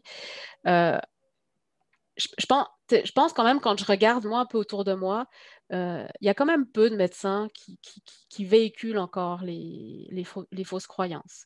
Maintenant, tu sais, il y a des médecins qui vont être peut-être un peu plus frileux avec le premier trimestre de la grossesse, parce que là aussi, il y avait encore certaines fausses croyances qui disaient que de faire de l'activité physique au premier trimestre pouvait augmenter le risque de fausse couche. Donc, tu sais, je dirais peut-être que le mythe qui persiste encore, c'est celui-ci. Puis notamment aussi parce qu'en 2003, les anciennes directives suggéraient finalement aux femmes de commencer, pour celles qui étaient inactives, de commencer au deuxième trimestre de la grossesse et pas au premier. Donc, puis ça, en fait, dans les nouvelles directives, on l'a totalement abandonné parce que, tu sais, clairement, les données qu'on a ne nous permettent pas de démontrer qu'il y a un risque en lien avec l'activité physique au premier trimestre de la grossesse. Puis au contraire, on a des données qui démontrent que le fait d'être inactive en début de grossesse est un facteur de risque de développer des complications. Donc, tu sais, vraiment, les femmes qui n'ont jamais été actives avant de tomber enceinte, ben, plus tôt elles vont commencer, mieux c'est. Puis elles vont commencer progressivement. Tu sais, on ne va pas leur dire d'un coup, il faut faire les 150 minutes. On va leur dire, bah, vous faites un petit peu, puis progressivement, on va essayer d'atteindre le 150 minutes. On peut commencer aussi par de l'intensité légère. Puis un message important aussi à véhiculer, c'est que même si le 150 minutes d'activité physique d'intensité modérée, c'est l'optimal à viser, parce que c'est ce qui va nous permettre d'aller chercher le plus de bénéfices, on a quand même démontré que lorsqu'on fait moins que 150 minutes ou lorsqu'on fait des intensités plus légères, on est quand même capable d'aller chercher certains bénéfices. Donc, tu sais, on a étudié 37 issues de santé. Pour la grande majorité, ça prenait 150 minutes pour être capable de diminuer le risque d'au moins 25 %. Mais pour certaines issues de santé, on a démontré que même moins, on était capable d'aller chercher des bénéfices. Donc, tu sais, je pense Mhm. que c'est important que ce soit progressif chez les femmes qui n'ont jamais été actives, que chez celles qui étaient actives, ça se peut qu'au premier trimestre de la grossesse, elles soient tellement fatiguées et tellement nauséeuses qu'elles doivent diminuer, puis qu'elles sont plus capables d'atteindre les 150 minutes. Ben, c'est correct. On fait ce qu'on peut dans les circonstances du moment, puis une fois Mhm. que ça ira mieux, ben, on remontera le volume. Mais je pense que c'est important de ne pas culpabiliser les femmes qui ont toujours été très actives, euh, puis que tout d'un coup, elles sont plus capables de le faire pour X, Y, Z raisons. C'est important, en fait, de ne pas les culpabiliser, puis de leur dire, tu sais, c'est normal. Puis la grossesse, elle évolue, hein. Un jour, on est en pleine forme, l'autre jour, on est vidé. Donc, on est vidé. OK, j'avais prévu d'aller faire une demi-heure de course à pied. Ben, c'est pas grave, je vais aller faire une demi-heure de marche ou je vais aller faire 20 minutes de natation. Pas grave, tu sais. On essaie de rester un minimum actif parce que ça fait du bien. Puis parfois, on pense que quand on est fatigué, il faut se reposer. Mais des fois, quand on est fatigué, le simple fait d'aller prendre une petite marche à l'extérieur, ça nous redonne un petit coup d'énergie puis un petit fouet. Même chose pour les nausées. Tu sais, c'est sûr que si je vomis mes tripes, bon, je ne vais pas aller marcher, mais tu sais, si j'ai comme une petite nausée latente, souvent, on se prend une petite collation, on part marcher, respire à fond, puis on change le mal de place, tu sais. Mhm. Ça, c'est un apprentissage en soi parce que c'est ça qui est particulier avec l'inactivité physique ou même les scènes de vie en général. On dirait qu'il y a un cercle vicieux qui s'établit où moins on en fait, moins on a envie d'en faire. Puis on dirait que le gouffre ou la pente à remonter nous semble de plus en plus grande. Puis là, les petits gestes, ce que vous voulez démontrer finalement, c'est qu'il n'y a aucun geste qui est perdu. Mais quand il n'y a pas un résultat immédiat ou qu'on ne voit pas dans l'ensemble tout ce que ça apporte, c'est dur de se motiver. C'est tough. Oui, puis ce qui est Ouais. important aussi, je te coupe là-dessus, là, c'est que nous, nos directives, c'est 150 minutes par semaine. Tu les distribues comme tu veux. C'est sûr que, tu sais, on recommande minimum sur 3 jours parce qu'en fait, le but, c'est pas de rester assis sur ses fesses du lundi au Mhm. vendredi devant l'ordinateur au bureau et puis tout d'un coup, samedi, d'aller faire une randonnée de 2 heures. Donc, tu sais, on veut étaler 150 minutes quand même sur minimalement 3 jours, mais on n'a pas de durée minimale à respecter. C'est chez les Mhm. adultes, on sait que vraiment, pour avoir un impact sur la santé, c'est des portions de 10 minutes minimum qu'on devrait accumuler. Nous, on n'a pas de ça. Donc, ça veut dire que je pourrais très bien faire 5 minutes 6 fois par jour. Ou de dire, bah, je fais 2 fois 10 minutes dans ma journée, puis je le fais à tous les jours. Tu sais, le 150 minutes, quand on le fragmente, il n'est pas si difficile à atteindre parce que si on se dit, mon Dieu, il faut que je fasse directement 5 fois une demi-heure ou 3 fois 1 heure, ou en tout cas, ou pas 3 fois 1 heure parce que là, on arrive à plus, mais je pense que c'est important de se dire que dans la journée, chaque pas compte. Tu sais, je prends mon lunch au lieu de rester sur mon téléphone cellulaire, sur les médias sociaux, une fois que j'ai fini, puis que je regarde ça pendant 10, 15, 20 Mhm. minutes, ben, je sors prendre une marche. Donc, si à chaque midi, je fais déjà 15 minutes ou 20 minutes, ben, à la fin de la semaine, j'ai fait mon 150. Ça monte vite. Pendant un Ça monte moment, je vite. portais une Apple Watch pour juste. Mhm, Moi, je m'en suis servie, c'était à une bonne époque, juste pour tracer un portrait un peu de ma pratique. Finalement, j'ai été capable de combiner les données avec mes signaux corporels. Tu sais, on dirait que mhm, je sais plus intuitivement maintenant. Mais ce qui me fascinait, c'est qu'il y a des jours où je me disais, OK, aujourd'hui, je dois marcher. Puis là, je fais ma demi-heure. Mettons, OK, j'ai fait ma petite demi-heure. Puis il y a des jours où je la portais, puis j'allais juste faire du magasinage dans le quartier, faire mes commissions. Puis je marchais vraiment plus longtemps. ben Parce que oui. tu t'en rends pas compte, mais tu vas 10 minutes par là, après 10 minutes par là. Puis là, finalement, dans les commerces, même, tu marches. Puis justement, une activité qui avait l'air banale de dire faire son épicerie à pied, OK, oui, ça va faire la différence peut-être, mais ça l'a fait. Puis là, tu te rends compte que si on est inactif socialement, collectivement en ce moment, c'est pas parce qu'on fait plus de CrossFit. Avant, le CrossFit, ça n'existait pas. On est Mm, inactif parce que tous ces petits mouvements-là ont juste été enlevés tranquillement de nos vies, fait qu'on ouais, s'en rend plus compte. ouais, ouais. Euh, Puis, tu sais, je pense que moi, je me souviens pendant mon postdoc, c'était chouette parce qu'on s'était comme fait un groupe de marche avec d'autres étudiants. Puis, tu sais, à chaque midi, ben, on restait moins à table, hein, puis on partait marcher, là. Puis, tu sais, c'est quelque chose qui est, si tout d'un coup, avec quelques collègues, puis moi, je le vois autour de moi à l'UQTR, là, sur l'heure du midi, il y a plein de gens qui vont marcher, puis même des fois sur les pauses de midi, puis de l'après-midi. Moi, j'avais un collègue, il sortait 3 fois par jour, hein. Tu sais, 10 minutes le matin, peut-être un peu plus le midi, 10 minutes l'après-midi, puis c'était juste de la marche. sais, une bonne marche rapide, tu peux y aller, tu jases avec ton voisin, puis c'est bon. Puis tu sais, quand on est enceinte, c'est encore plus important là, d'essayer d'éviter de rester 8 heures assises. Parce que justement, c'est là où on développe des maux de dos, c'est là où les jambes deviennent enflées. Donc, tu sais, le simple fait de briser ces périodes de temps assis, puis là, on parle de comportement sédentaire, parce que jusqu'à maintenant, on parle beaucoup d'inactivité physique, c'est-à-dire le fait de ne pas rencontrer les recommandations en matière d'activité physique, mais il y a tout le volet de comportement sédentaire qui est différent. Donc, lorsqu'on est assis toute la journée devant l'ordinateur, on est sédentaire. Puis, ce qu'il faut savoir, c'est qu'une personne peut être active, mais sédentaire. Mhm. Je pense que c'est le cas je dirais pas de beaucoup de gens, mais moi, par exemple, je suis une personne sédentaire, mais active. Parce que malheureusement, j'ai un travail où je suis beaucoup assise à l'ordinateur, mais je suis capable de faire mon 150 minutes d'activité physique par semaine. Donc là où c'est important, c'est de se dire, ben, quand je suis assise à mon bureau, au lieu de remplir ma gourde d'eau jusqu'en haut, je la remplis à moitié. Donc, c'est-à-dire je vais la vider plus souvent, je vais devoir me lever plus Mhm. souvent pour aller la remplir à l'abreuvoir. Si je bois plus souvent, ça se peut aussi que j'ai besoin d'aller à la toilette plus souvent. L'imprimante dans le bureau, c'est top, mais si tu as l'imprimante dans le bureau de la secrétaire, par exemple, ben, ça t'oblige de te lever pour aller chercher tes feuilles. Mhm. Quand tu dois poser une question à ton collègue ou la secrétaire, prends pas le téléphone, tu vas, puis tu vas la voir. Tous ces trucs fait que tu te lèves plusieurs fois dans la journée. Et comme ça, en fait, tu limites ces fameux comportements sédentaires qui, pour la population adulte, est tout aussi néfaste que l'inactivité physique, même parfois Mhm. plus. Donc, C'est ça que j'avais conclu en regardant l'histoire de l'activité physique ou de l'exercice, c'est qu'il y a eu un gros focus au début sur le cardiovasculaire. Là, après, avec le CrossFit, les on est rentré aussi dans le musculaire, la haute intensité, aussi la définition musculaire est devenue très importante. Puis là, je sens qu'on rentre dans l'ère des comportements, tous ces petits gestes-là qu'on avait oubliés. Est-ce que ça devient un pan de recherche à part entière, ces comportements sédentaires-là?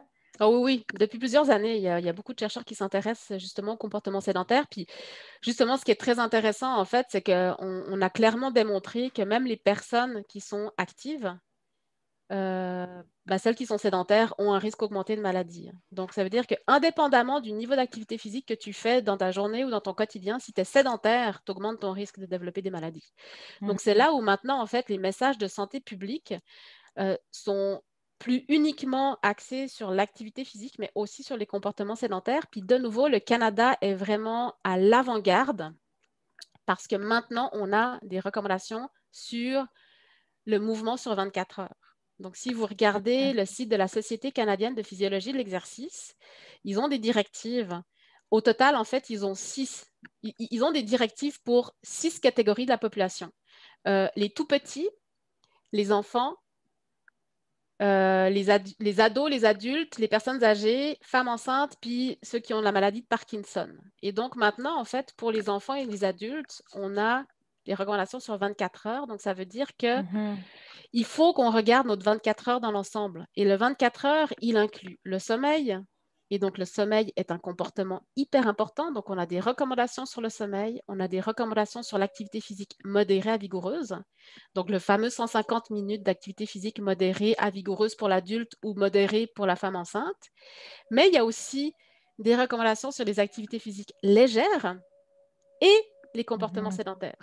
Donc, maintenant, on a vraiment 4 volets qu'on devrait considérer dans une journée. Et donc, en fait, justement, c'est plus juste se dire, je vais aller courir pendant une demi-heure sur un tapis roulant, mais il faut aussi prendre en Mhm. compte notre sommeil, nos comportements sédentaires, puis nos activités physiques légères. Donc, c'est là où c'est maintenant fascinant parce que on voit vraiment notre 24 heures sous un angle beaucoup plus global et riche que juste d'aller pointer sur un comportement uniquement. Mhm. Même moi, ma perception en embarquant dans le domaine des saines habitudes de vie, c'était que être actif, c'est faire de l'activité, du sport ou de l'exercice. J'avais même Ouais, pas cette vision-là que, c'est avant aussi la mode des bureaux assis debout, là. ouais, Ma compréhension que ça pouvait nuire aussi à ma santé, c'était pas là. Je me disais, moi, je visais je sais pas, c'était un nombre de minutes par jour, là, de dire, OK, je l'ai ouais. fait. Puis c'est une biomécanicienne américaine qui s'appelle Cathy Bowman qui expliquait que c'est ça sa conclusion, qu'il y avait des athlètes sédentaires, puis que de bouger 1 heure dans sa journée, c'est déjà super bien, puis t'en Oui, retires des bénéfices. Je pense qu'il y a des oui. bénéfices, mais ça ne compense pas les 23 autres heures. Puis là, ça a Ouais. vraiment flippé quelque chose dans ma tête Mhm. à ce moment-là. Puis peut-être que j'ai l'impression que même les comportements sédentaires peuvent être la porte d'entrée vers, tu sais, quand on parlait de cercle vertueux, tu sais, tantôt, il y a des cercles vicieux qui peuvent s'instaurer où la fatigue engendre encore plus de, comme Ouais. une fatigue mentale aussi qui s'installe, qui influence le corps. C'est complexe à démêler, mais moi, ce que j'ai réalisé, c'est que les mini-gestes qui avaient l'air tellement anodins initialement vont toujours grandir. Tu sais. On dirait Ouais. que notre zone de confort, elle augmente. Ah, j'ai fait ça, hey, je peux faire ça. Puis maintenant, on dirait que je vois des possibilités partout Ouais. Puis, grâce à ça. puis tu vois, je pense que justement, la grossesse, là, pour en revenir vraiment à cette période de vie qui est Mhm. extraordinaire, je pense qu'aussi, tu sais, les femmes qui vivent leur première grossesse puis qui n'ont jamais vécu avec un enfant ou un bébé, puis tu sais, le bébé, tant qu'il ne marche pas, ça va, là, mais une fois qu'il commence à courir partout, on se rend compte, en fait, que c'est important qu'il puisse bouger. Et donc, en fait, les mamans qui vont justement commencer à être plus actives durant leur grossesse, bah, c'est tout un leg aussi qu'elles vont faire à leurs enfants parce que l'enfant, lui, il a besoin Mhm. d'aller dehors. Ok. Un enfant, ce n'est pas fait pour rester assis ou tranquille dans une maison. Et moi, je me rends compte, en fait, avec mon 18 mois qui court partout, que, on est tout le temps dehors. Je veux dire, quand il ne fait pas ses siestes, on est à l'extérieur et qui ne mange pas et qui ne dort pas, c'est ça, on est à l'extérieur. Puis c'est quand même énergivore. Donc, ça veut dire que, tu sais, si on est capable, dès la grossesse, de se mettre en forme, ben, ça sera tellement plus plaisant d'aller après au parc avec son enfant. Puis lui, il va adorer ça. Donc, tu sais, je pense que c'est comme un moment où, puis tu sais, souvent les femmes, mine de rien, ça reste souvent un peu comme au début, quand les enfants sont tout petits, le cœur, là, les papas ont une importance énorme, mais tu sais, souvent, on voit quand même que les comportements au sein d'un couple sont quand même similaires. Tu sais, c'est très rare de voir vraiment un membre du couple totalement sédentaire, puis l'autre vraiment très, très actif, parce que, tu sais, mine de rien, on s'influence mutuellement. Donc, je pense que, tu sais, si pendant la grossesse, la femme euh, est sensibilisée au fait que c'est important d'être moins sédentaire, plus active, ben, tu sais, probablement que ça va aussi avoir un impact sur son conjoint, puis qu'après, ben, la famille va devenir en meilleure santé pendant la grossesse, puis une fois que l'enfant va être né, ça va faire effet boule de neige. Donc, tu sais, je Mhm. pense qu'on a la femme a un leg important biologique à faire parce que c'est elle qui porte le bébé. Donc, plus elle est en bonne santé, plus ses comportements de vie sont sains, mieux c'est. Mais tu sais, il ne faut pas non plus tout mettre sur les épaules de la femme parce que, mine de rien, le père aussi, il transmet via ses gènes Mhm. plusieurs composantes. Mais tu sais, je pense que nous, on est comme cette espèce de nid pendant les 9 mois qui est important, puis c'est important d'en prendre soin de ce nid-là. Mais tu sais, après, justement, on a aussi un rôle important à jouer en termes de choix Mhm. que ce soit alimentaire ou d'activité qu'on va faire avec nos enfants. Puis je pense que justement, c'est un moment très opportun pour s'arrêter puis de se dire, OK, qu'est-ce que j'ai envie de léguer à mon enfant? Tu sais, comment j'entrevois ma famille dans le futur? Puis de commencer pendant la grossesse, je pense que c'est un bon moment. C'est sûr qu'idéalement, on le commence en préconception quand on prépare notre projet de famille, mais tu sais, des fois, on est pris dans d'autres choses. Mais je pense qu'effectivement, ça peut être extraordinaire comme legs pour l'enfant, là. Mhm. On lègue de la biologie, mais on lègue aussi des comportements, finalement.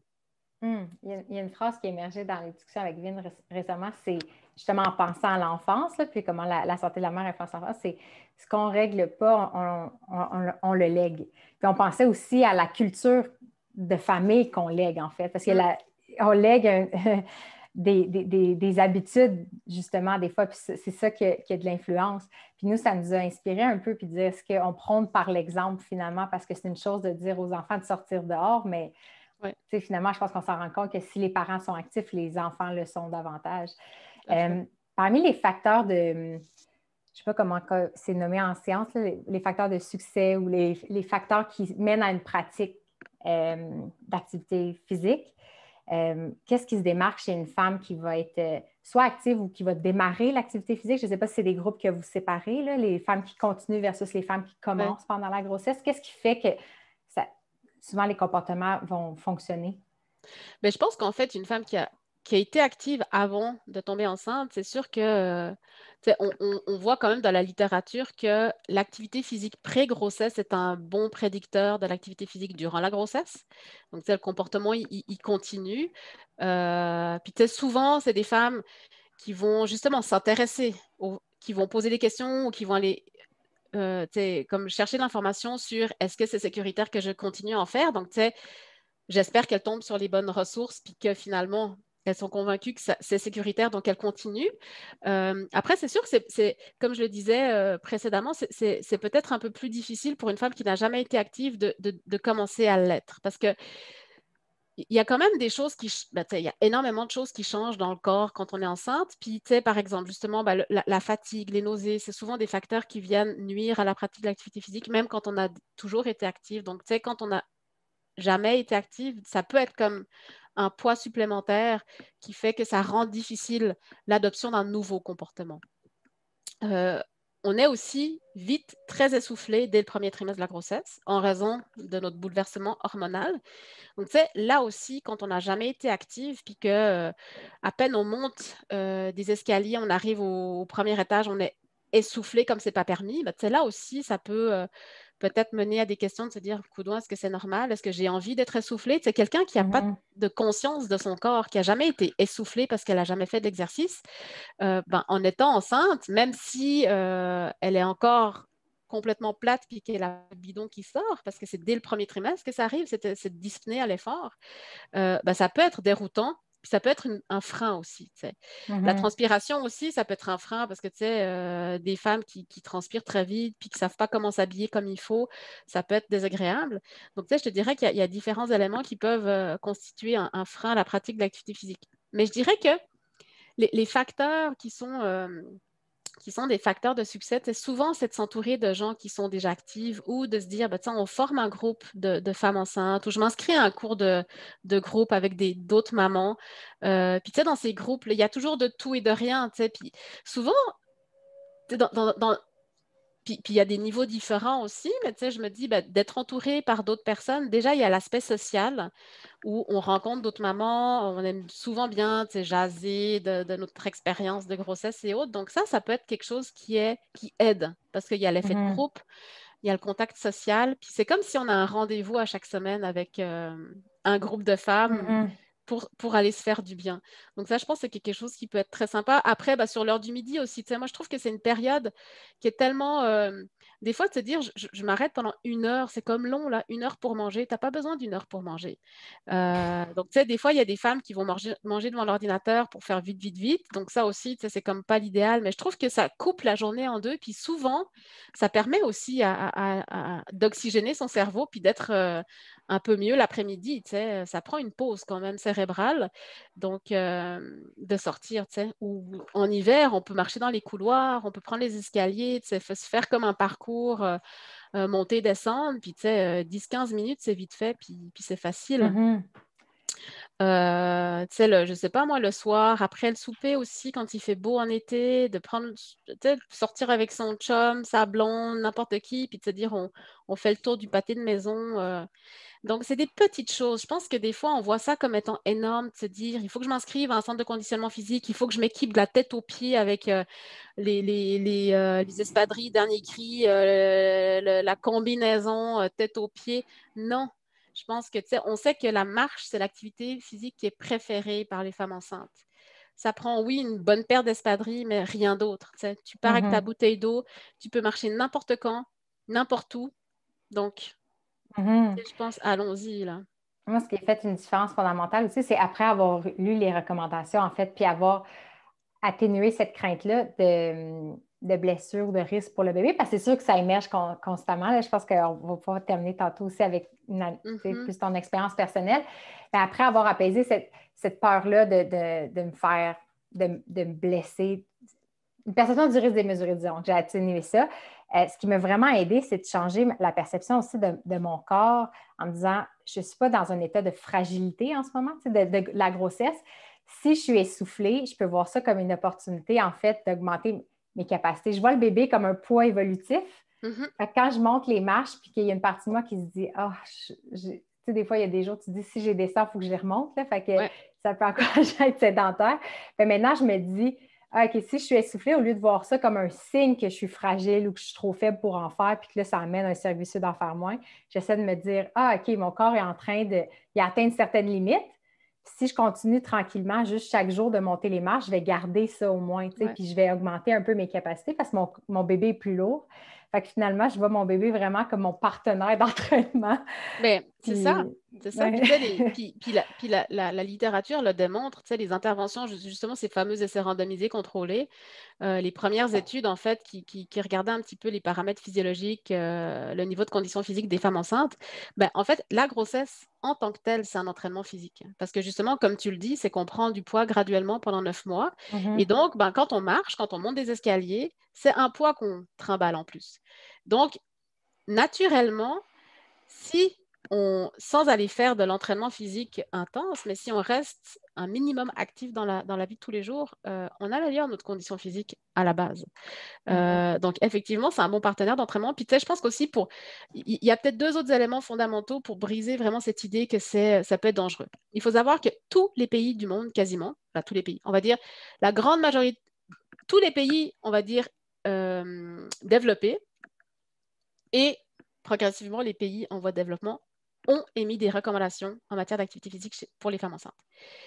Si c'était dangereux, là, on n'aurait pas toutes ces recommandations-là. Tu sais, je veux dire, les chercheurs, ils ne sont pas Il y a un inconscients. certain consensus autour Il y a de. un consensus international.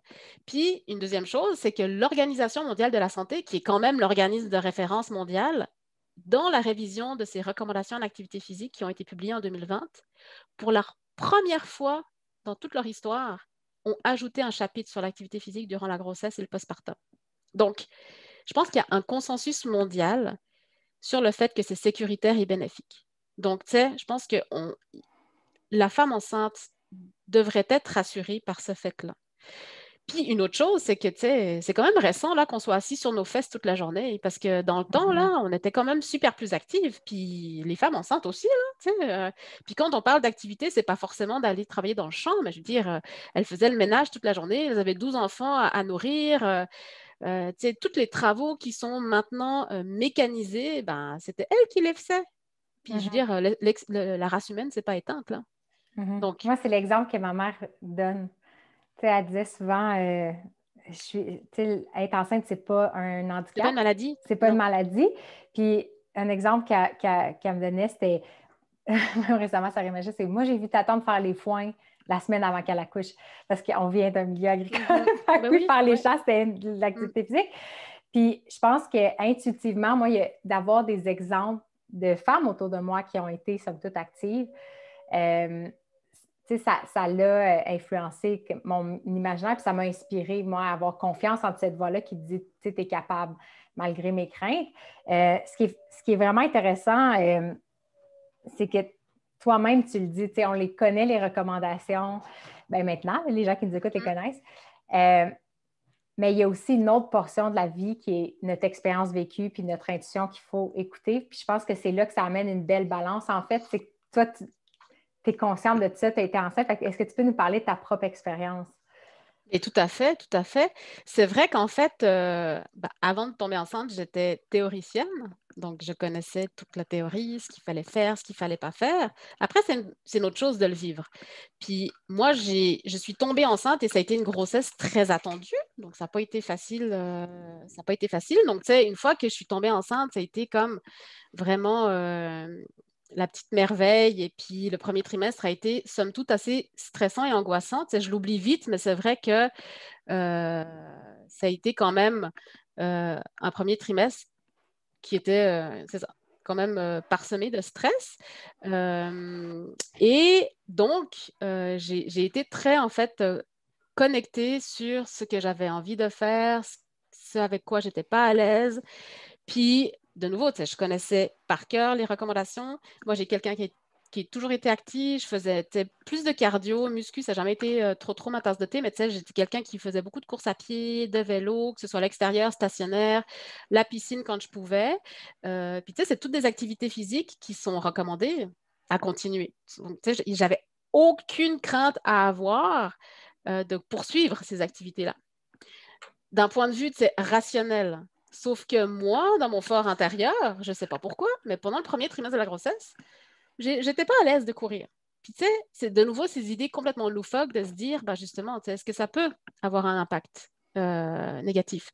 La réponse et les données probantes, c'est un non gigantesque en gras et en lettres majuscules. Mais voilà, j'étais comme pas à l'aise de continuer cette activité. Donc, tu sais, à la place d'aller courir, j'allais marcher. Donc, j'ai fait beaucoup de marches actives.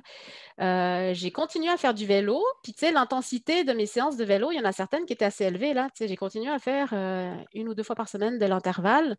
Donc, tu sais, j'étais quand même dans des fréquences cardiaques assez élevées, mais pas pendant 1 heure, tu sais, vu que c'était de l'intervalle. Donc, pour moi, c'est comme si vraiment l'intensité, j'ai continué à en faire, modérée, voire élevée. C'est plus le type qui, tu sais, avec lequel j'étais comme, bon, non, ça ne m'intéresse pas ou j'avais pas le goût de le faire. Donc, tu sais, je me suis vraiment écoutée à 100% pour cet élément-là. Puis je pense que c'est important de le faire parce que, tu sais,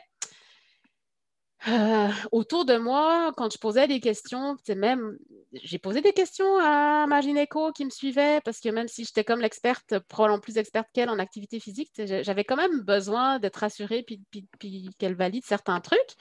Puis, tu sais, il y a plein de gens qui m'ont dit, fais vraiment ce à quoi tu es à l'aise parce que, tu sais, la pire des choses, c'est de faire quelque chose à contre-cœur, puis tu sais, ça se peut qu'il arrive quelque chose parce que, tu sais, mine de rien, les fausses couches, c'est 1 femme sur 4 qui expérimente la chose. Puis, c'est pas relié à l'activité physique, sauf que si tu continues à faire quelque chose à contre-cœur, ça se peut que si jamais, malheureusement, tu as une interruption de grossesse, ben, que tu le relies au comportement que tu t'es forcé d'adopter. Puis ça, c'est la pire des choses parce qu'après, tu culpabilises. OK?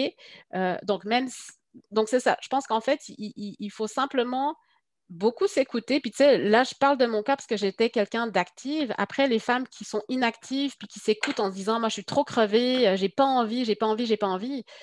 Ouais, mais tu sais, juste pas envie et pas motivée, là, ça nécessite quelque chose de plus pour essayer de t'amener vers un peu plus d'activité. Donc, Faut une il y a étincelle, oui. parce que, tu sais, on dit souvent, ouais, elle s'écoute vraiment. Elle s'écoute, donc elle va manger 2 fois plus quand elle est enceinte. Elle va se garrocher sur de la crème glacée. Elle va rester devant la télé à manger des chips parce qu'elle s'écoute. Donc, tu sais, là, c'est juste qu'il faut faire quand même la part des choses entre s'écouter parce qu'on n'est pas à l'aise de faire la même chose qu'avant, donc on modifie, on s'adapte versus rester vraiment dans un patron de comportement qui est malsain. Donc, je pense que c'est ça. Moi, j'ai décidé juste que je faisais de la marche rapide, puis à partir du moment où c'est le fameux cap du premier trimestre passé, le fameux cap qui est complètement arbitraire, mais que voilà, que j'avais quand même gardé en Ça, je savais tête pas. de façon stupide. J'ai repris ma course à pied au 2e trimestre. J'ai été vraiment très active, faire de la randonnée. Tu sais, là, de nouveau aussi, je pense que j'ai dépassé les lignes directives parce que les randonnées que je faisais, ben, il y avait souvent des montées. Puis, tu sais, j'étais dans des intensités probablement dans l'élevé, mais c'était correct parce que je m'écoutais. Je ne restais pas pendant 1 heure à haute intensité. Je m'alimentais bien, bébé était correct. Et puis ben, après, 3e trimestre, j'ai eu des méga, méga, méga douleurs lombopelviennes, sciatiques de la grossesse, avec justement, ça c'était clairement une barrière à la pratique d'activité physique. Mais tu sais, je me suis fait du bien autrement. J'allais marcher ce que je pouvais, j'ai nagé, un peu de vélo, mais ça commençait à me faire mal aussi. Donc là, j'ai été suivre un cours de yoga prénatal fabuleux. Parce que non, c'est pas cardio, mais plein de mouvements de détente, hein, on se ressent sur soi. 3e trimestre, donc tu sais, là, on commence à visualiser l'accouchement. On est comme plus dans une introversion. J'ai été me faire masser. Donc, tu sais, je pense que le but, c'est de se faire du bien, d'essayer de rester le plus actif qu'on peut. Mais tu sais, ça se peut que vers la fin, ce soit comme plus aussi possible qu'avant. Puis, tu sais, clairement, je faisais plus 150 minutes, mais c'était correct parce que j'étais comme rendue ailleurs. Puis, je voulais juste me faire du bien et pas de mal. Parce que, tu sais, il y a des filles, des fois, que je vois qui courent jusqu'à la fin, là. Puis, honnêtement, avoir leur patron de course à pied, elles sont dans des douleurs où c'est inconfortable. Puis, tu sais, là, je me dis, mais à quoi bon, là? Tu sais, si c'est juste pour noter dans ton carnet d'entraînement que tu as fait 1 demi-heure, 1 heure de course à pied encore 3 fois par semaine, ça vaut pas la peine. Parce que, tu sais, moi, j'ai arrêté de courir, je pense, même avant mon 3e trimestre. Je pense que j'ai couru vraiment tout le 2e, puis j'ai arrêté à la fin parce que je trouvais que c'était inconfortable. J'avais comme une lourdeur, puis je me disais, wow, tu sais, même si je trouvais quand même que mon bedon, il secouait pas dans tous les sens, je sais pas. J'étais comme, ça devenait inconfortable et plus plaisant. Donc, je me suis dit, tu sais, pour moi, le but, c'est de retirer du plaisir puis d'être bien à la fin. C'est pas juste de cocher une case dans mon carnet d'entraînement ou de dire dans ma tête, j'ai respecté mon engagement vis-à-vis mes 3 séances de course à pied par semaine. Donc, tu sais, des fois, il y a un travail mental à faire sur soi, de se dire, ben, c'est correct, tu sais. Je me fais du bien, puis il y a tellement de façons de se faire du bien que... Ça, c'est l'éternelle question entre la danse entre le laisser aller puis la discipline, tu sais, de se mettre un engagement, puis de le faire même quand ça ne nous tente pas, parce que souvent, la majorité du temps avec l'activité physique, ça ne va pas nous tenter. Fait qu'il faut briser cette inertie-là initiale. Mais cette danse-là entre, il ne faut pas non plus qu'on soit juste discipliné par respect des règles qu'on s'est imposées si ce qu'on veut faire ne nous fait plus du bien. Puis de dissocier, encore une fois, ça nous fait-tu on ne se sent pas bien, est-ce que c'est psychologique parce qu'on se rend compte un narratif négatif en faisant l'activité ou c'est parce qu'on a des douleurs au corps ou des inconforts qu'on n'écoute pas? Puis ça, je pense que c'est tout un sujet en soi. Comme tu disais, les changements de comportement, il y a des gens qui se dédient exclusivement à ça. Toi, tu es du côté de la recherche, puis vous faites des ponts, mais il y a aussi des gens qui sont Oui, on le fait un petit peu quand même. On commence à le faire parce qu'en fait, on se rend compte que si on étudie juste le comportement, puis que, tu sais, on n'arrête pas de dire on n'en fait pas assez, on n'en fait pas assez, on n'en fait pas assez, tu sais, il faut après se dire, ben, nos interventions ne sont pas efficaces parce qu'on a beau dire que c'est important, mais si ça ne se traduit pas par un changement de comportement, puis tu sais, que ce soit au niveau individuel, au niveau de la population, au niveau d'un pays, il y a quelque chose qui ne marche pas. Donc, il y a d'autres personnes là qui prennent au vol tout ce qui est comment est-ce qu'on applique, comment est-ce qu'on transfère les connaissances. Le message, il s'adresse à qui? Parce que suivant dans quel pays et à qui on s'adresse, le message doit être différent. Je veux dire, le message, il ne va pas être le même si on essaye d'encourager les personnes qui vivent dans le Nunavut à être actives versus celles qui habitent sur l'île de Montréal. Donc, il y a toute l'adaptation du message à faire. Puis ça, il y a des gens qui sont spécialistes dans le transfert des connaissances.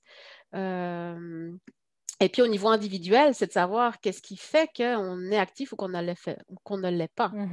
Puis c'est de mieux comprendre le comportement parce qu'à partir du moment où on le comprend mieux, on est capable de mieux intervenir. J'ai l'impression qu'on vit dans une culture sédentaire, puis ça a pris des décennies de comprendre cette culture-là, puis de dire, OK, on est inactif, puis après de dire, voici ce qui nous ferait du bien. Puis là, on rentre dans la phase de, OK, on sait comment on est inactif, puis où on aimerait se rendre individuellement, collectivement. Puis là, on est à la phase de ce maillon-là entre les deux, comment on le comble. C'est un effort collectif, puis je m'arrêterai avec ça, parce que c'est sûr que, puis là, on va pouvoir en parler pendant des heures et des heures, mais il y a tellement de choses. C'est quand on bâtit nos villes, quand on bâtit des nouveaux quartiers. C'est connu là, que suivant où tu vis, tu vas plus être encline à aller dehors. Puis là, je parle juste de sortir prendre une marche, de laisser nos enfants jouer dans la rue. Si tu es dans un quartier où il n'y a pas de trottoir, où les voitures roulent à 80 à l'heure, où il n'y a pas de lampadaire, donc ça veut dire que dès qu'il fait nuit, il n'y a plus personne qui met le nez dehors, que tu dois prendre ton auto pour aller faire ton épicerie parce que le premier centre commercial, il est à 15 km. Donc, tu sais, nous, il y a différents paliers ou différents niveaux en fait d'intervention. Puis je pense que il y a toute une politique de revoir au complet comment on vit, puis comment on est capable de favoriser un mode de vie actif, des espaces verts, des parcs, des trottoirs, toutes sortes d'affaires, puis que ce soit autant pour la personne âgée à la retraite que pour l'enfant qui a 5 ans, puis qui pourrait aller à l'école en marchant, mais c'est pas possible parce que c'est trop compliqué. Donc, c'est hyper complexe. Puis là, on divague parce qu'on s'écarte vraiment juste de la femme enceinte, mais je pense que c'est hyper important de s'attarder à ça. Absolument. Absolument, c'est de réaliser, je pense, avant que le poids de l'activité physique était mis sur la personne, puis même plus spécifiquement sur l'aspect motivation. Tu sais, la personne est-tu motivée à bouger ou pas? Puis on se rend compte que l'individu est plus complexe, il y a plusieurs dimensions qui vont mener à l'action ou pas. Puis là, ça élargit encore plus à l'environnement. Puis je pense qu'en urbanisme, il y a des choses magnifiques qui se développent tranquillement pour dire, OK, oui, l'individu est maître de sa destinée, mais il y a clairement aussi des environnements qui vont faciliter sa vie. Puis Mm. on se rend jusque-là. Pour comme tu dis, si on conclut, puis on revient à la femme enceinte, il y a des outils que vous avez développés en fait. Fait que cette femme-là qui voudrait commencer son activité physique, peut-être initier un dialogue aussi avec des professionnels de la santé autour d'elle. Je crois que vous avez un questionnaire pour ça, pour un peu tracer le portrait puis se rassurer, de dire c'est quoi mon profil, dans quelle direction aller.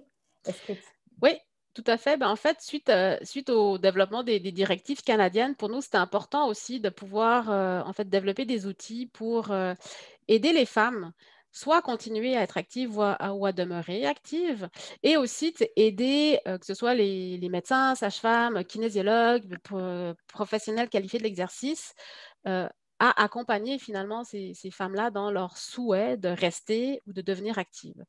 Puis, on avait en fait un document qui était le ICSAP pour femmes enceintes, qui était en fait un document d'évaluation pré-participation à l'activité physique, donc pour s'assurer qu'en fait c'était correct pour une femme de commencer à faire de l'activité physique. C'était en fait un document qui était peu connu, très peu utilisé. Donc nous, en fait, on a décidé de revisiter et on a développé le questionnaire Mener une vie plus active pendant la grossesse, donc qui a été en fait développé en partenariat avec la Société canadienne de physiologie de l'exercice. Donc en fait, si vous tapez questionnaire Mener une vie plus active pendant la grossesse, vous allez tomber en fait sur le questionnaire qui est téléchargeable gratuitement et en fait qui peut être utilisé par les femmes elles-mêmes, tout comme par les médecins, toute personne en fait qui est amenée à côtoyer une femme enceinte et qui en fait est intéressée à promouvoir la pratique d'activité physique auprès de cette population-là devrait ou peut en fait télécharger ce questionnaire et puis le faire remplir par la femme. Parce qu'en fait, ça permet simplement d'être sécurisé sur le fait que ma condition physique ou c'est ma condition de santé en fait me permet d'être active. Parce qu'on parle beaucoup du fait que c'est important d'être active, mais il y a quand même un très faible pourcentage de la population de femmes enceintes qui ont des contre-indications médicales à la pratique de l'activité physique. Donc, c'est quand même important que ces femmes-là le sachent, qu'il y ait un dialogue avec le médecin. Et puis, parfois, c'est des contre-indications qui sont relatives. Donc, ça veut dire que dans certains contextes, il va y avoir plus d'avantages que d'inconvénients à être active. Puis, dans d'autres contextes, il y aura plus d'inconvénients que d'avantages. Donc, dans ce cas-ci, l'activité physique est non recommandée.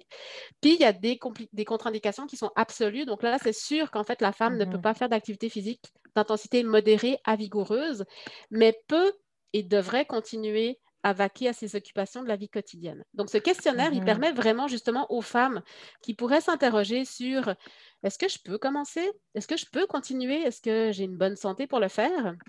Et en fait, elle-même pourrait le télécharger, remplir le questionnaire. Donc, il y a une première page de questions. Puis, si clairement elle répond non à toutes les questions, c'est que l'activité est recommandée. Puis, elle n'a nullement besoin d'aller en parler avec un professionnel de la santé.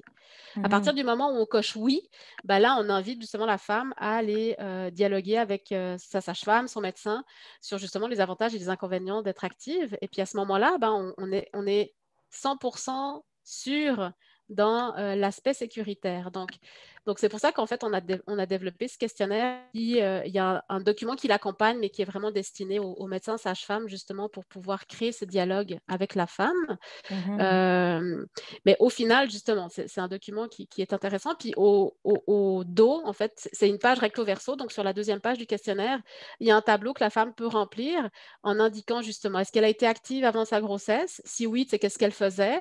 Jusqu'à présent, c'est depuis qu'elle est enceinte et jusqu'à maintenant, qu'est-ce qu'elle fait? Puis qu'est-ce qu'elle envisage faire pour le reste de sa grossesse? Donc ça peut aussi être un élément de départ d'une discussion pour justement amener la femme à continuer ou à être plus active pour le reste de sa grossesse. Elle s'est mis un objectif, comment est-ce qu'on peut être, comment est-ce qu'on peut l'amener justement, la guider, la conseiller dans cette volonté-là de commencer à être active ou à continuer à l'être. Donc, c'est un bon point de départ de discussion justement qui peut se faire. Je vais mettre les liens, autant pour les lignes directrices canadiennes, cet outil-là. Est-ce qu'il y avait d'autres,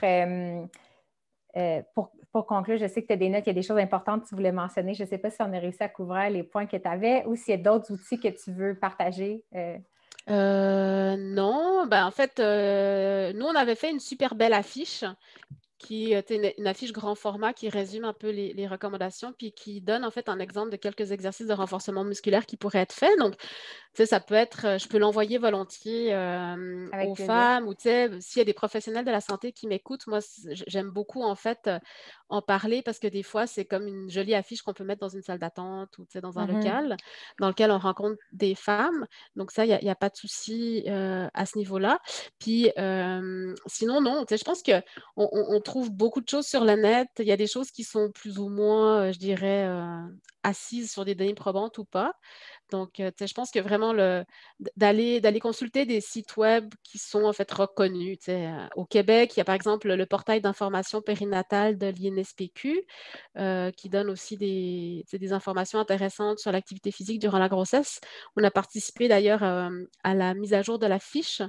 Donc, c'est activité physique et mieux-être dans la grossesse, je pense. Il y a aussi Naître et Grandir qui ont toute une page sur l'activité physique pendant la grossesse. Donc, tu sais, ça, c'est comme des sites web qui sont reconnus. C'est des organismes qui sont quand même reconnus et donc l'information est fiable.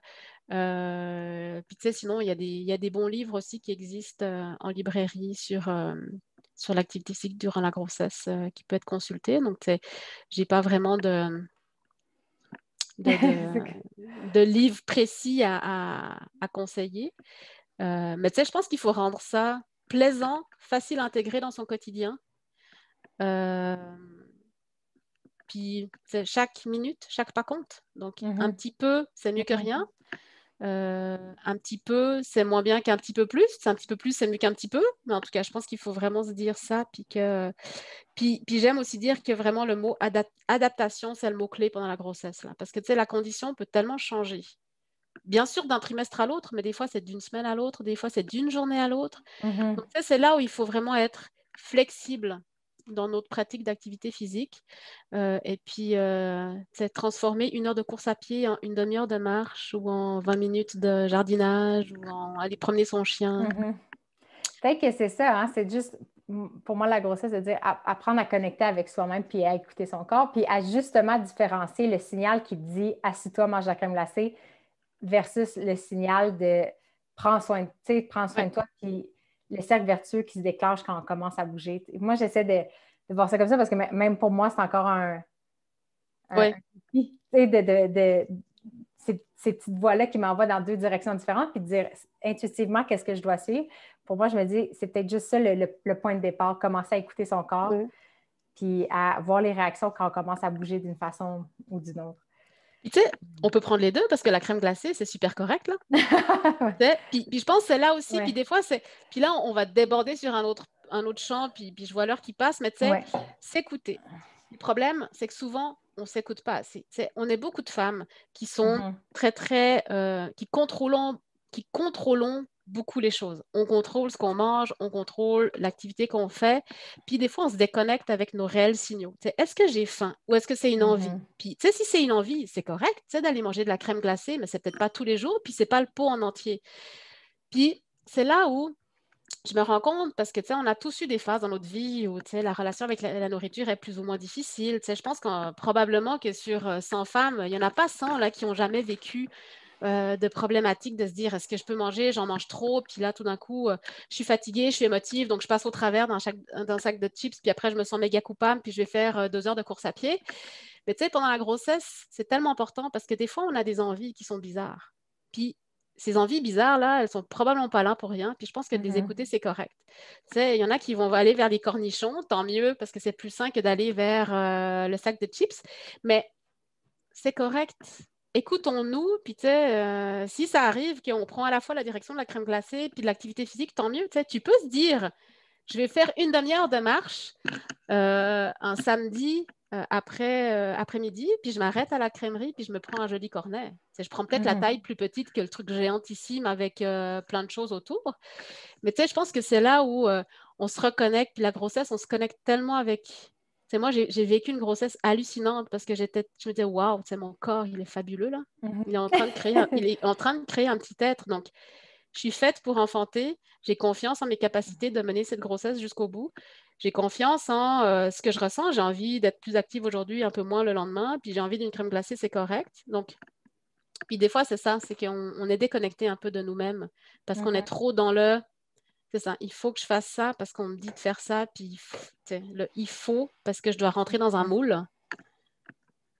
Mais là, on est dans l'autre extrême. Donc. Mais puis c'est un sujet de conversation à part entière. Les schémas mentaux, puis la motivation, pas juste la motivation, je trouve que le mot motivation est un peu trop utilisé, mais qu'est-ce qui nous inspire de l'intérieur à faire certaines choses? Ouais. Moi, c'est ce qui me fascine, là, comment on amène l'étincelle puis on l'alimente, mais en tout cas, comme tu dis, le temps passe. On s'était promis de finir à l'heure pour que tu puisses continuer ta journée, tes autres rendez-vous.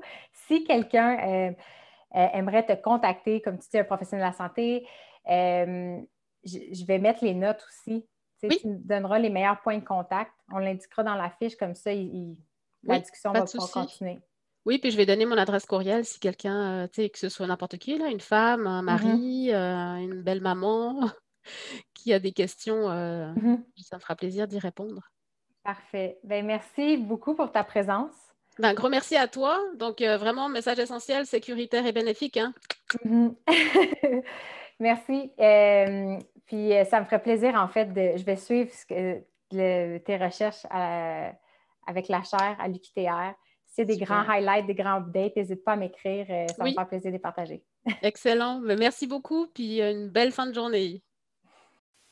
Salut, moi c'est Vincent, je suis normalement derrière la caméra pour Radio Renard, mais avec Marc-Claude, on expérimente, on fait plein de tests au quotidien pour intégrer le mouvement dans notre vie. Vous allez donc me voir ou m'entendre dans plusieurs contenus qu'on fait pour Renard. Si jamais vous voulez avoir des idées ou des astuces pour intégrer le mouvement dans votre vie, on a plein d'outils sur le site web qui pourraient vous aider. Oui, rendez-vous au renard.ca. On met le site à jour régulièrement. On a une section studio où on fait chaque semaine, on présente les expérimentations de la semaine. C'est vraiment un peu l'arrière-scène. Des fois un peu bordélique, mais les choses qu'on teste, les patentes qu'on fait. Il y a aussi une section biblio. On partage les livres qu'on aime. Il y a des auteurs qui ont changé notre vie. On parle d'eux vraiment souvent, mais on met aussi la référence de d'où viennent nos idées. Et finalement, on a aussi une chaîne YouTube. Fait que peut-être que vous nous suivez avec le podcast depuis un moment, mais on a aussi une chaîne YouTube pour montrer autant le podcast, le studio, mais aussi on commence à faire des petites capsules un petit peu plus courtes. On va commencer à faire des trucs pratico-pratiques pour le quotidien. Donc, suivez-nous.